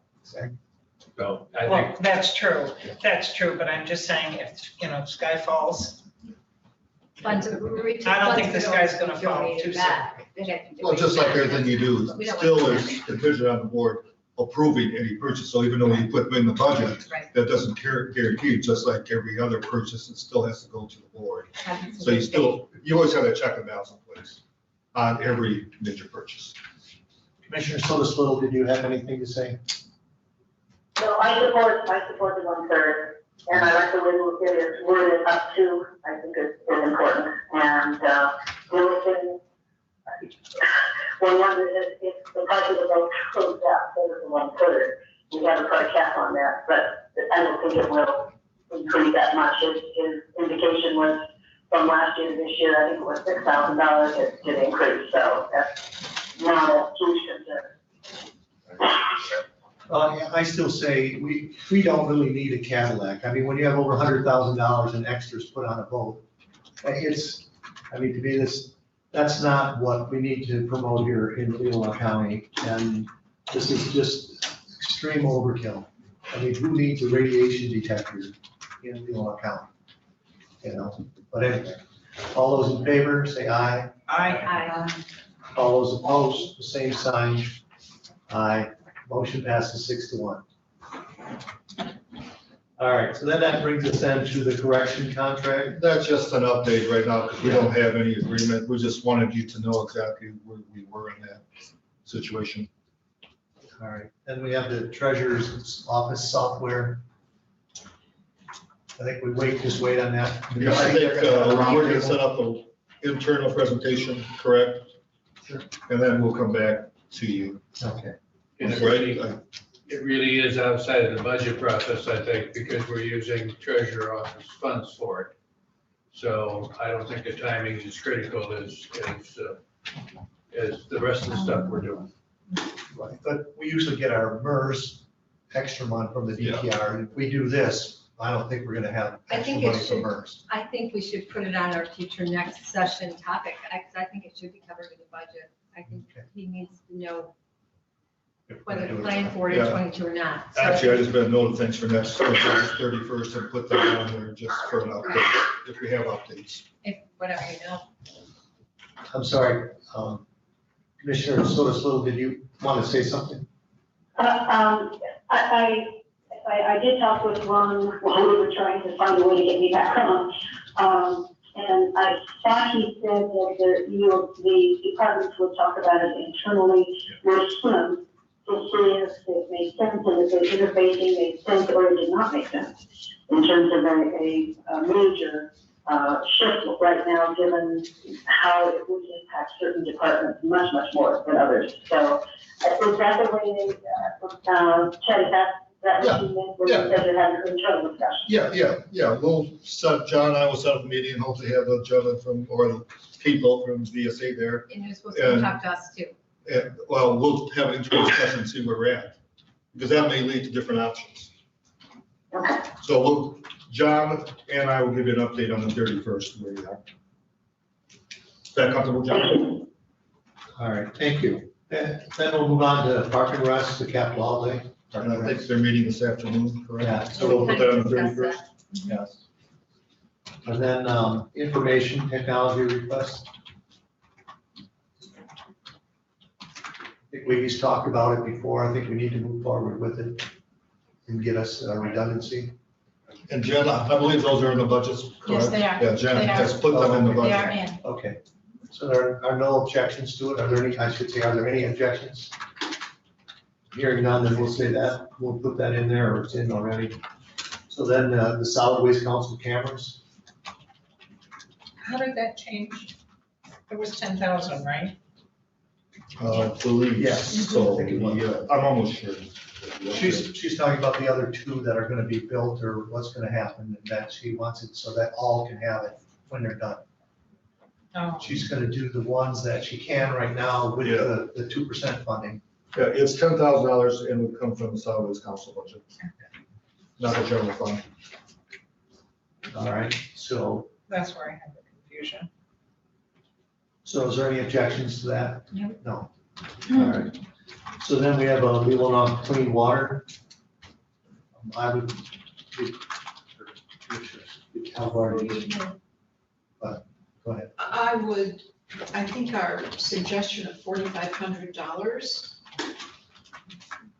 do we really need to say $459? These are their base expenses. It allows them, long-term, they're absolutely gonna be fundraising, but it allows them to, it's taken a lot of work to get the 501c3, and they've really been off task to a certain extent because of that. Now they can go full throttle. I'm not sure we need to make that point, or deprive them. I agree that they should be fundraising in the future. I'd like to point out that when we say we'd like to see them go back to the 2000, we can't have them go back to that because we have to also support their in-kind services that they now have to appropriate for themselves. So do we need a motion on this? Yes, I mean, that's Okay, what we're looking for here, now to make a decision, you know. I would make a motion that that the Leelanau County Board of Commissioners fund Leelanau Clean Water to $4,900 for the 2022 fiscal year. 4989, what's in the budget? Okay. Okay. I was gonna make them raise reading. Oh, sorry. No, I'm sorry, I just didn't remember. Anybody want a second? I support. Question one. I'd like to amend the motion to be 4,500 I'll second that. and stick to it. Sure. The idea is that it's a firm message that we are going to expect to start rolling that back to an amount. 2,000 may end up being the proper amount, it may end up being less, but or more, but it starts that process. And I think that's really important when it comes to budgeting. Well, and I would say this is for 2022, so they've already established as a 501c3, so we're looking at the future. We're not looking at right now, at this moment, we already have their budget for this year, so we're looking, what, 4 months ahead, at least, for $500. I do, I have two comments and then that's all. One is, they're contributing a lot with all of the talent that they listed as partners, and I think we need to recognize that. The second comment I would make is we sure don't spend much time or money on all things environmental. And whenever we can beat to death other budget issues, but when it comes to septics and when it comes to clean water and when it comes to environmental stuff or clean energy, we don't have much to say about that. And I think this is an important charge. And I think, 4,500 and 4,900 is not that much difference, but I think it's a message that we send. We support Leelanau County's environment. Mr. Chairman? Yes, go ahead. If I remember from Trish's presentation in response to a question that was asked about the difference between dropping back to 2,000, I think she said the little bit of extra this year and needing to have the 4,000, whatever the exact amount, 4,900, whatever it is, which was due to before we were supplying someone to do the minute, and now they have to pay for that. I think if they get beyond this year, they'll be in good shape with fundraising and grants to be able to hold a lot more of their own expenses. But I think that's why they were asking for that, so they could make sure that their needs were covered and this kind of thing, because it sounds like they're asking their partners for funding to cover brochures and other materials that they distribute to groups and organizations and individuals. So I encourage us to look at, instead of dropping them this year, drop it a little bit next year, make sure that they have enough, because they do have to cover their meetings. And then now they're having to pay for it, which I understand what they're saying. That's a hard cost. Commissioner Robbins. Yeah, I feel the same. I mean, look at all the money that we just spent today and we're sitting here arguing over $400 or $500. I think it's only fair to put them on notice that, what we should pay, for requesting for next year, but when they come back in next year, we'll put them on notice that it's gonna be less money. So it gives them a year to find the resources they need. I was unclear. As a 501c3, you're not required to take minutes by law, are you? Do you know? I don't think so. I don't think so. And that was one of the reasons they became independent. Right, but I believe Commissioner Sotis Little was saying that the extra money was to take minutes. I think most nonprofits keep minutes because they want the records, Well, of but course. I'm not sure it's a legal requirement. Right, so I don't feel comfortable paying for their administrative duties. I think they have some valid information for the citizens. I won't support the 4,500. I won't support the 4,900. I don't think it's our job to pay for their administrative costs. I'm going to disagree with the environmental comment made. We fund a lot of environmental things and we fund a lot of redundancy. All you have to do is go right down the list of the things. Not only that, personally, we fund a lot outside of this board with our lake associations and other groups that are doing things environmentally. Not to mention that half the power that comes into this county is 63% carbon free. So we're already doing a lot for the environment, more than most, a lot for the environment. This budget of 49 has grown exponentially over the years. It was a couple of years ago, it was 2,000. This is what we need. Now you become a 501c3 and you suddenly want 5,000. I think that 4,500 is the right number to be at. Whether it should be anything at all is another discussion for another day, because I don't disagree with that, because we're already doing so many of these programs through others in other organizations. But I am going to support my motion. I think it's a message that we need to send. And Commissioner Sotis Little, did you have something to say?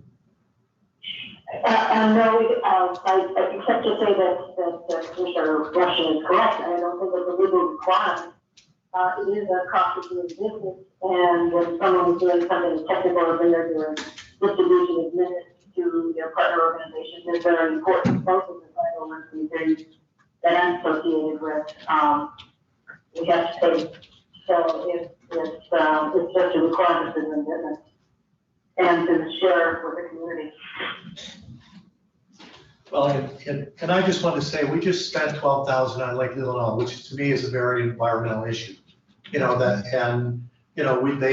gave money to the conservation district, which does the water testing. We've already funded many of the things that Leelanau Clean Water is doing. And, so to say that we're not supporting environmental things is, to me, is just an irresponsible statement, because we do very much are concerned about it and do fund it very well. They've already got their brochures. They've already got many of the things that they're going to do. So to stay at the same level that we supported them before, to me, is, that we're encouraging this to continue and grow. And so I appreciate all that they do, but I think that was the whole reason they moved away from the county, is to get out of county funding for all of it and the county involvement in telling them how to run clean water. Commissioner Rush. Yes, I was just gonna make that same point. This board did spend that $12,000 that I'm sure, not only this organization, but other organizations in the county will be able to use. And with that said, I am going to make an amendment to the amendment and strike the 4,500 and put in the number 3,000. Okay, I'll support the amendment. Do we do amendments to amendments, Mr. Chair? We can do up to 2. Yeah. So that would be the final one. So, did you want to speak to that at all? No. No, it's like I said, I don't think we should be paying for them to do minutes that they don't need by law. Historically, they've had between 2,000 and 3,000. Sometimes they may have creeped up to 4,000. But, and the other point I want to make is we're 4 months before we get to that budget. So they've got 16 months to get donations.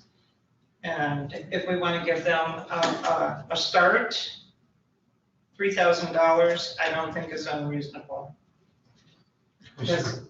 Sorry. Yeah, I was just gonna say, because you have that opportunity, so much time, 16 months to pull those donations in. Michelle Calvin. I won't support that amendment. I think it's kind of nickel and diming. The only organization we have in the county that collaboratively works with and is available to all of our lake associations. I don't think that's appropriate. I would support giving them the start they deserve. Long-term, yes, lots of things in this county are very, very important. I guess I want to reiterate that our lakefront properties are 51% of our tax base. And I believe that it's really appropriate for a very small amount of our tax dollar go to support the long-term health and vitality of our lakes. So yes, we spent $12,000 on a study for one lake. If we want to ensure that information is disseminated, shared, that we collaborate as much as we can to avoid a future problem in our county, we need to take a long-term view. We need to be smart about it.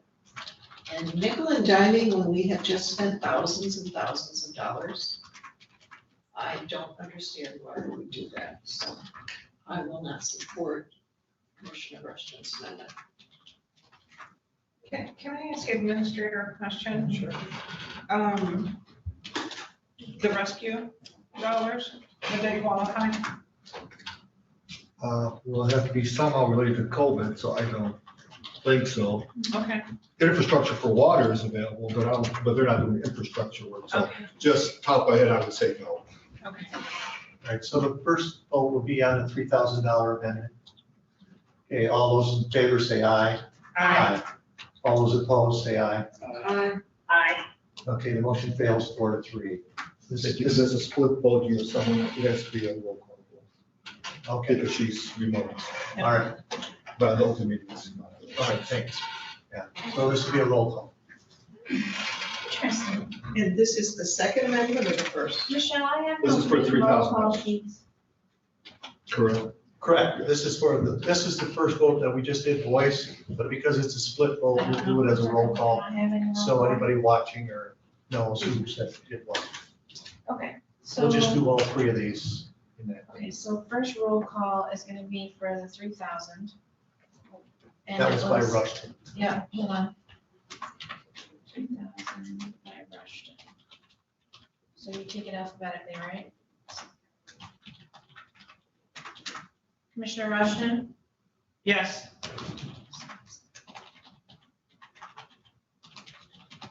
Commissioner Sotis Little? No. Commissioner Wessel? No. Commissioner Alguier? No.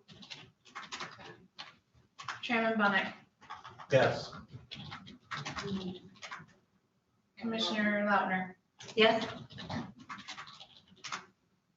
Commissioner Robbins? No. Rated Rushton, yeah, so it fails 4-3. So the second vote would be then on $4,500. Yeah. Okay, so that one. And that was by Commissioner Lochner. Okay, so second vote. 4,500, right? Correct. And you said Lautner. Yes. All right, Commissioner Lautner? Yes. Commissioner Robbins? No. Commissioner Rushton? No. Commissioner Sotis Little? No. Commissioner Wessel? No. Commissioner Bunnick, Chairman Bunnick? Yes. Oh, I'm sorry, my apologies, Elgar, Commissioner Elgar? No. Chairman Bunnick?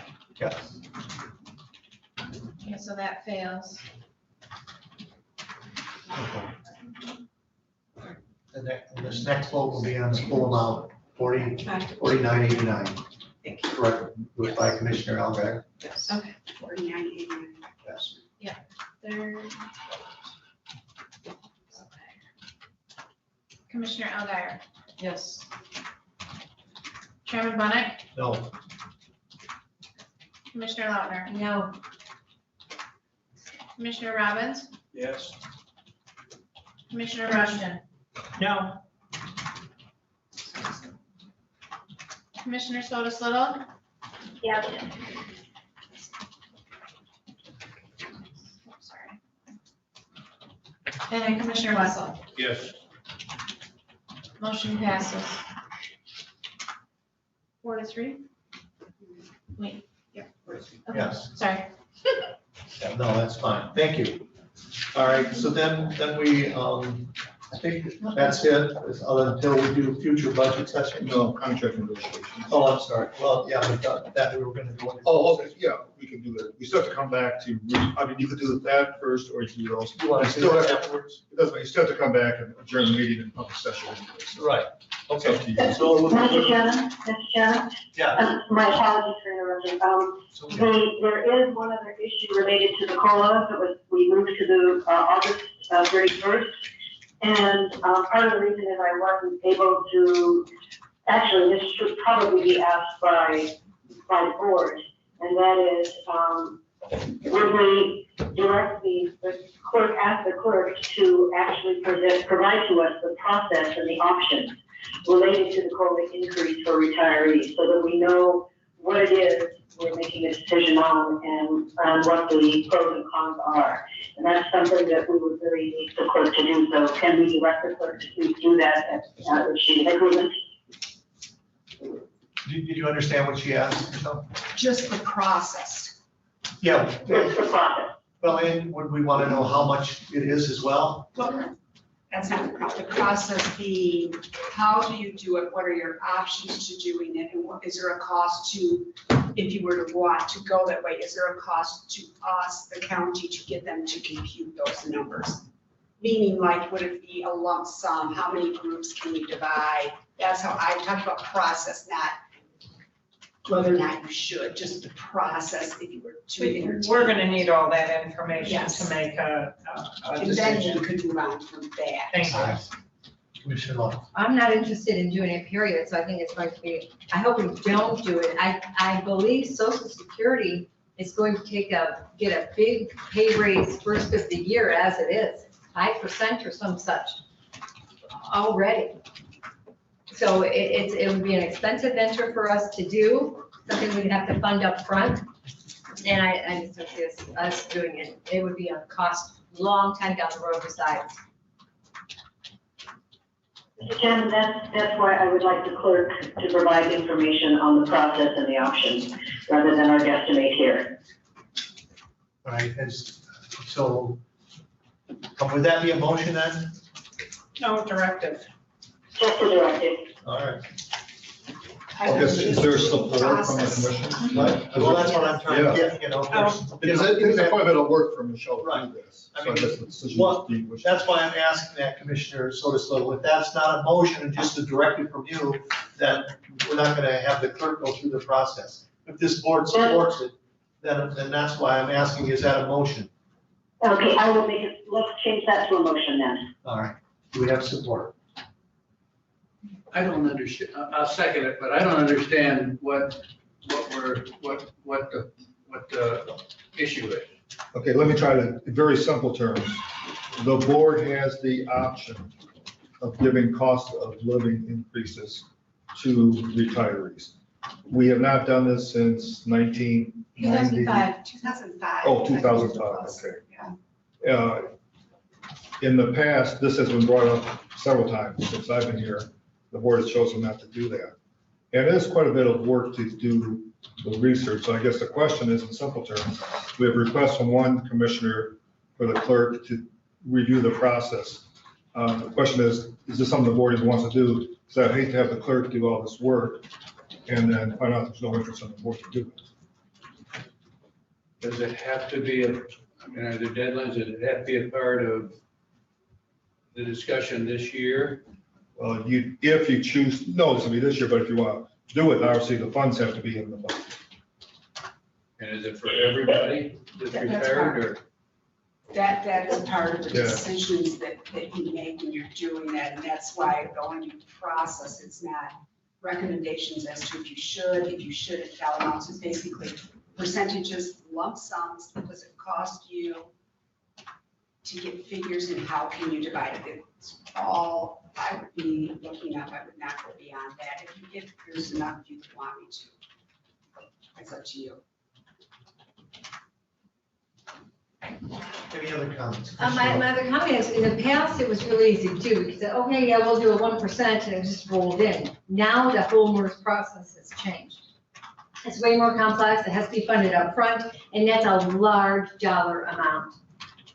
I say no, because there's already so much more money. We get stimulus dollars, and stimulus checks, and Social Security increase first of the year is going to be based on cost of living, which is going up. It's going to make a big difference for our retirees. So we have a good retiree, a good retirement right now. So we being the county, we're funding one. So I say no, let's not waste our time doing it. And that's what the COLA stand, cost of living, I think, allocation. I mean, that's really what it's about. And I've heard and read in Social Security, it's 6.1% at this time, they're estimating will go up. My question was, are we talking about a few people that were under a different retirement plan than, but is this we're talking about for everybody? You can't talk. Well, that's up to the board. But we do have many retirement plans through MERS. So it's not a simple one size fits everybody. And I do think we have to fund it ahead of time, whatever it is. Yes. You know, if it's, and that's for long range, whenever we decide that if the extra pay would go, it's until they die, basically, right? To their beneficiaries as well. Right. Mr. Chairman, that's why I don't think it's, well, it's my understanding that this is the group that came before all of the other plans were set up that our employees have now, and that they did not have access to the medical funds and all the other kinds of things. So this is a smaller group of people. I don't know exactly how many it is. That's confidential information that we would have to be able to obtain from MERS. But it is a matter of just looking at what the lump sum cost is, and it would be for this year only. And I understand it, and Michelle could confirm this, that this has been brought before the board in the past as a lump sum. And it has to be done that way instead of an annual kind of thing. So I think it would just, because I know those folks are getting up in age, their resources are limited, and it's just a request that's come to me that I think we have to honor to just at least look at to see if there's any money and what the cost would be to actually just do that on a lump sum basis for this year to help out.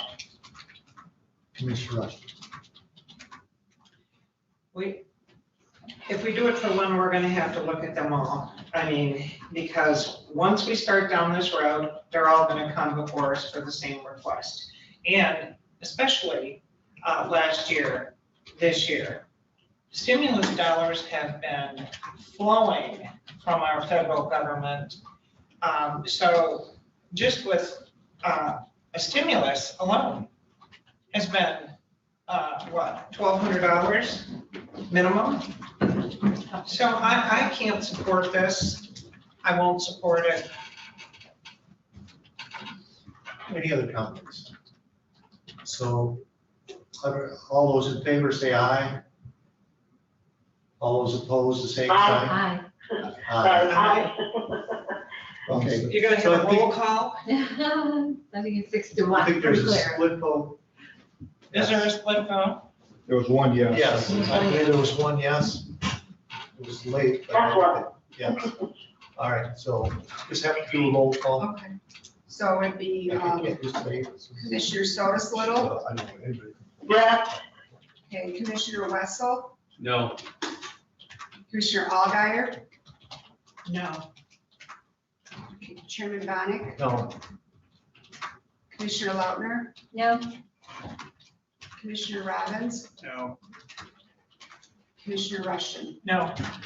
1-6. Mr. so Chairman? motion fails. Want to take what? No, go ahead. All right, so then I think that then brings us to the contract negotiation. Yeah, and allow, oh, I thought you were gonna do the future dates. We and can, we're gonna go we into can. contract and coach. if We we can do do that, it still either to way. come out and still. I'm looking for a break. At whichever point you wanna allow us. So to I have a just say we'll break. take a break, we'll meet in the other room for close. Okay. Okay, you do have to have your vote to go to closed session. What's that? I think we're going to do it in here with her on Polycon. She's on the phone. She can't She's on leave. the phone, oh, perfect, Yeah. okay. We do have to Oh, vote. can she do it by phone? Oh, yeah. You have to have- I'm To going go to into closed session for Support. contract discussion. All right, that's a roll call vote, isn't it? Yes. And who supported that? Russian. Okay, so that'll be a roll call vote. So it'll be Commissioner Wessel, Yes. Commissioner Allgaier, Yes. Chairman Bonick, Yes. Commissioner Lautner. Yes. Commissioner Robbins, Yes. Commissioner Rushton, Yes. Commissioner Sotis Little, Yes. Okay. We have to call her. Yeah, Patricia, I'll call you once you get in the room, okay? Okay, how long the break are you taking? Just so I know. It'll 5 minutes. It'll probably be 10-2. Yeah, we'll start. We'll start Okay. in the room. Thank you. So I'll call you, Patricia. Thank you. Yes. Well, that's what I thought. We could probably process down to you. Yeah, absolutely. Right. Is there two there? Thank you. Is it underneath? Yeah. I'll give you, I'm gonna drop the package off. I'll give you those sleeves, that's probably mine, I have to carry my book. There you go. But even then, it's only- Right. It's right on my way. And that's why we made that tough choice. Right. Pay you off. I did Right. post it, because I was like, And that's what. And we didn't know. Hurt still had. Well, oh. But when a few comes in, no debt retirement. And that's always been a thing. Oh. So put in our things of pride or Yeah, whatever. what it is, we're one of few. Yeah. Yeah. What do you need? I wanted to take, I was gonna take stuff to Patricia on the way home, and I. Oh, here, you can take, you talk about the clean water stuff? Here. Are you sure? Yeah, right there. Okay. No, but here's the book. I did Yeah, both. I'll just take mine. Okay, thank you. Yeah, it's so easy for me to stop at her house. Motion.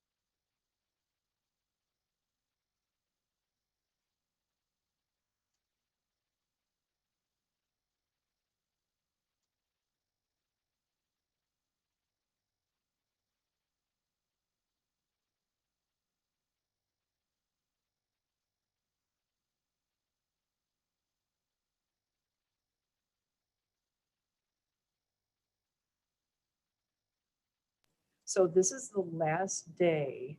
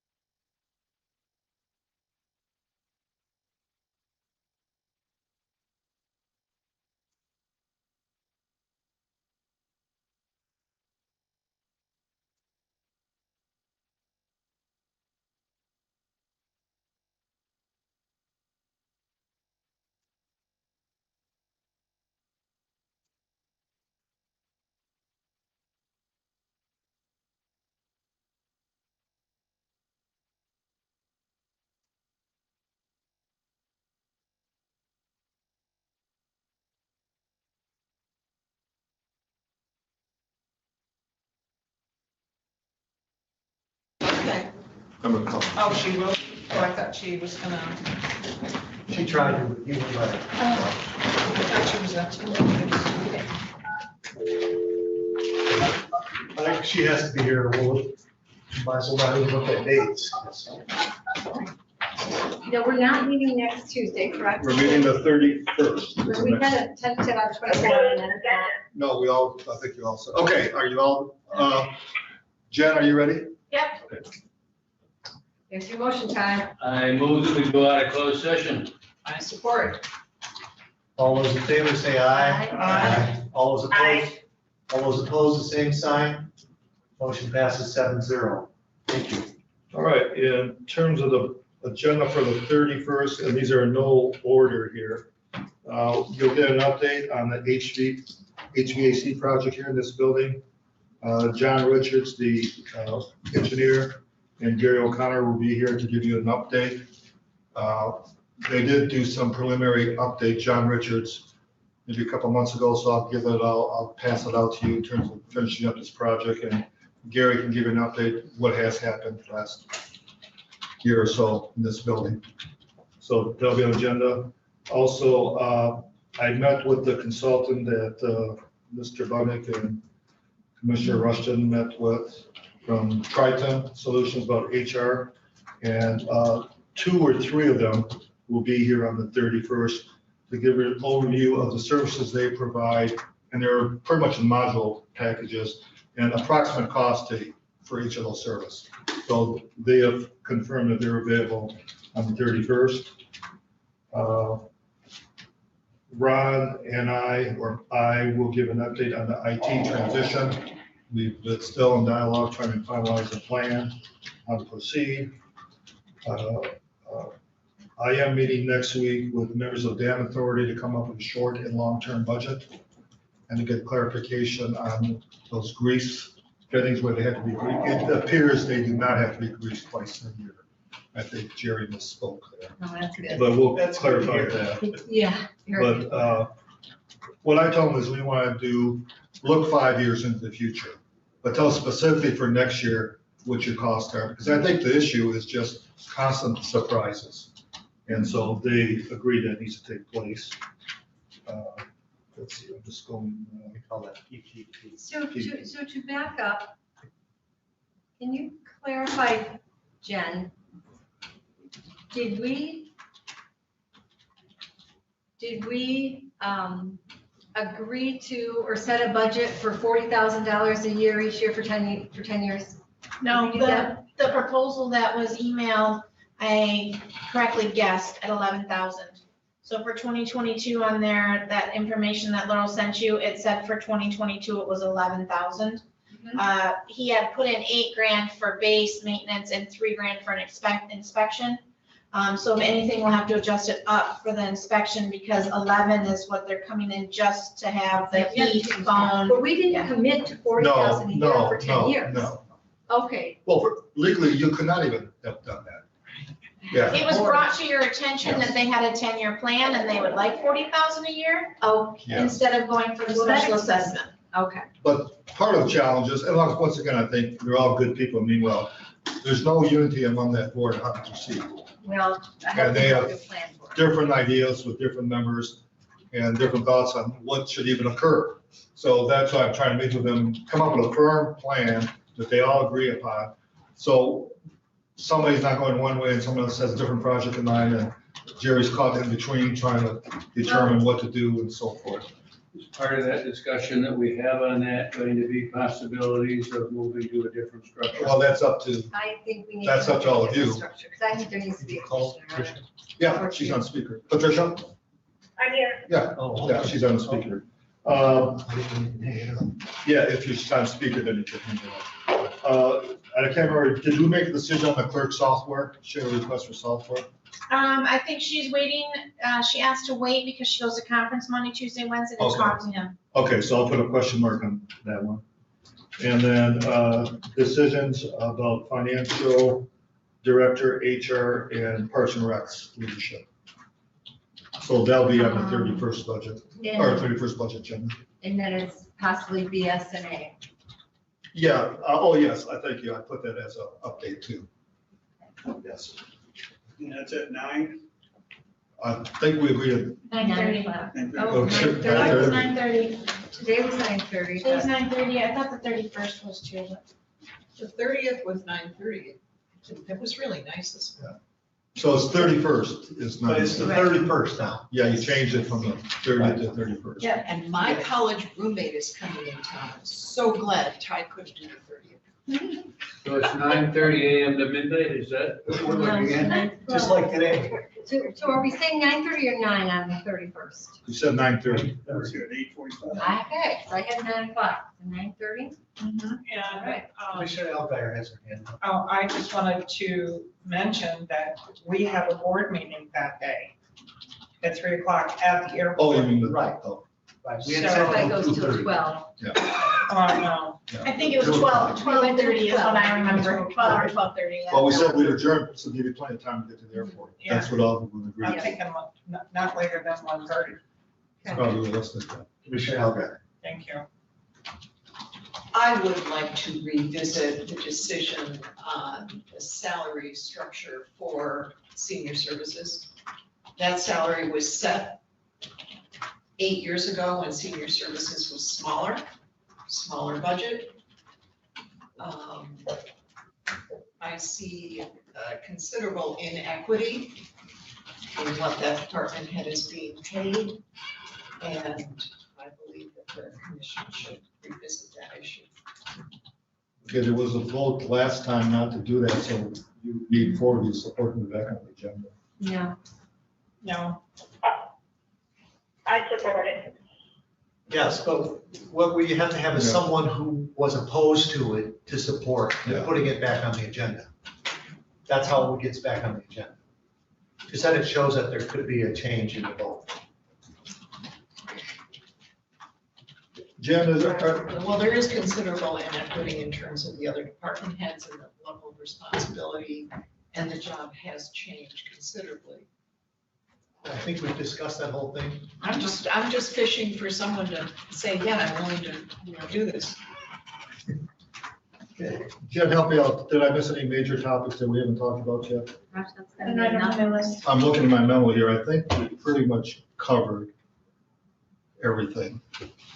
Jen, you have some questions. I think we kind of addressed most of those questions also.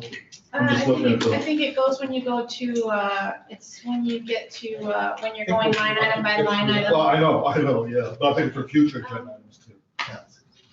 Go ahead, Commissioner Locke. Well, I go through claims and accounts every month. I've been increasingly alarmed at the number of drainage districts we're paying for. And we never used to have that many. We had one drain in the county, and suddenly we're looking at like 9 of them or something. And there's some more coming, I think.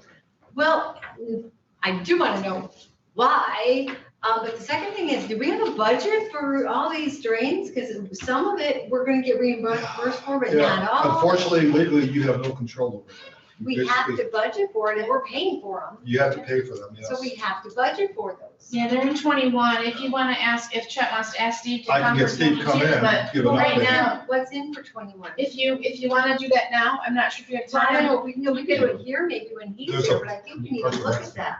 Yeah, there's, they're all in there right now under 2021 amended, I believe. So. But are you talking about for future ones also? Yeah. Right, if you're Would you like talking me to about invite 'em? 22. Sure. Okay, yeah, I think we should that day. Maybe Yeah, we may see not if- have, obviously, we won't go through this on the 31st. Can we look at Just list dates? that on the At some agenda. point. List that on the agenda as climate change. Okay. Oh, Could you have a magic wand? Yeah, looks like, What date after we're obviously looking at September now? all right, all right.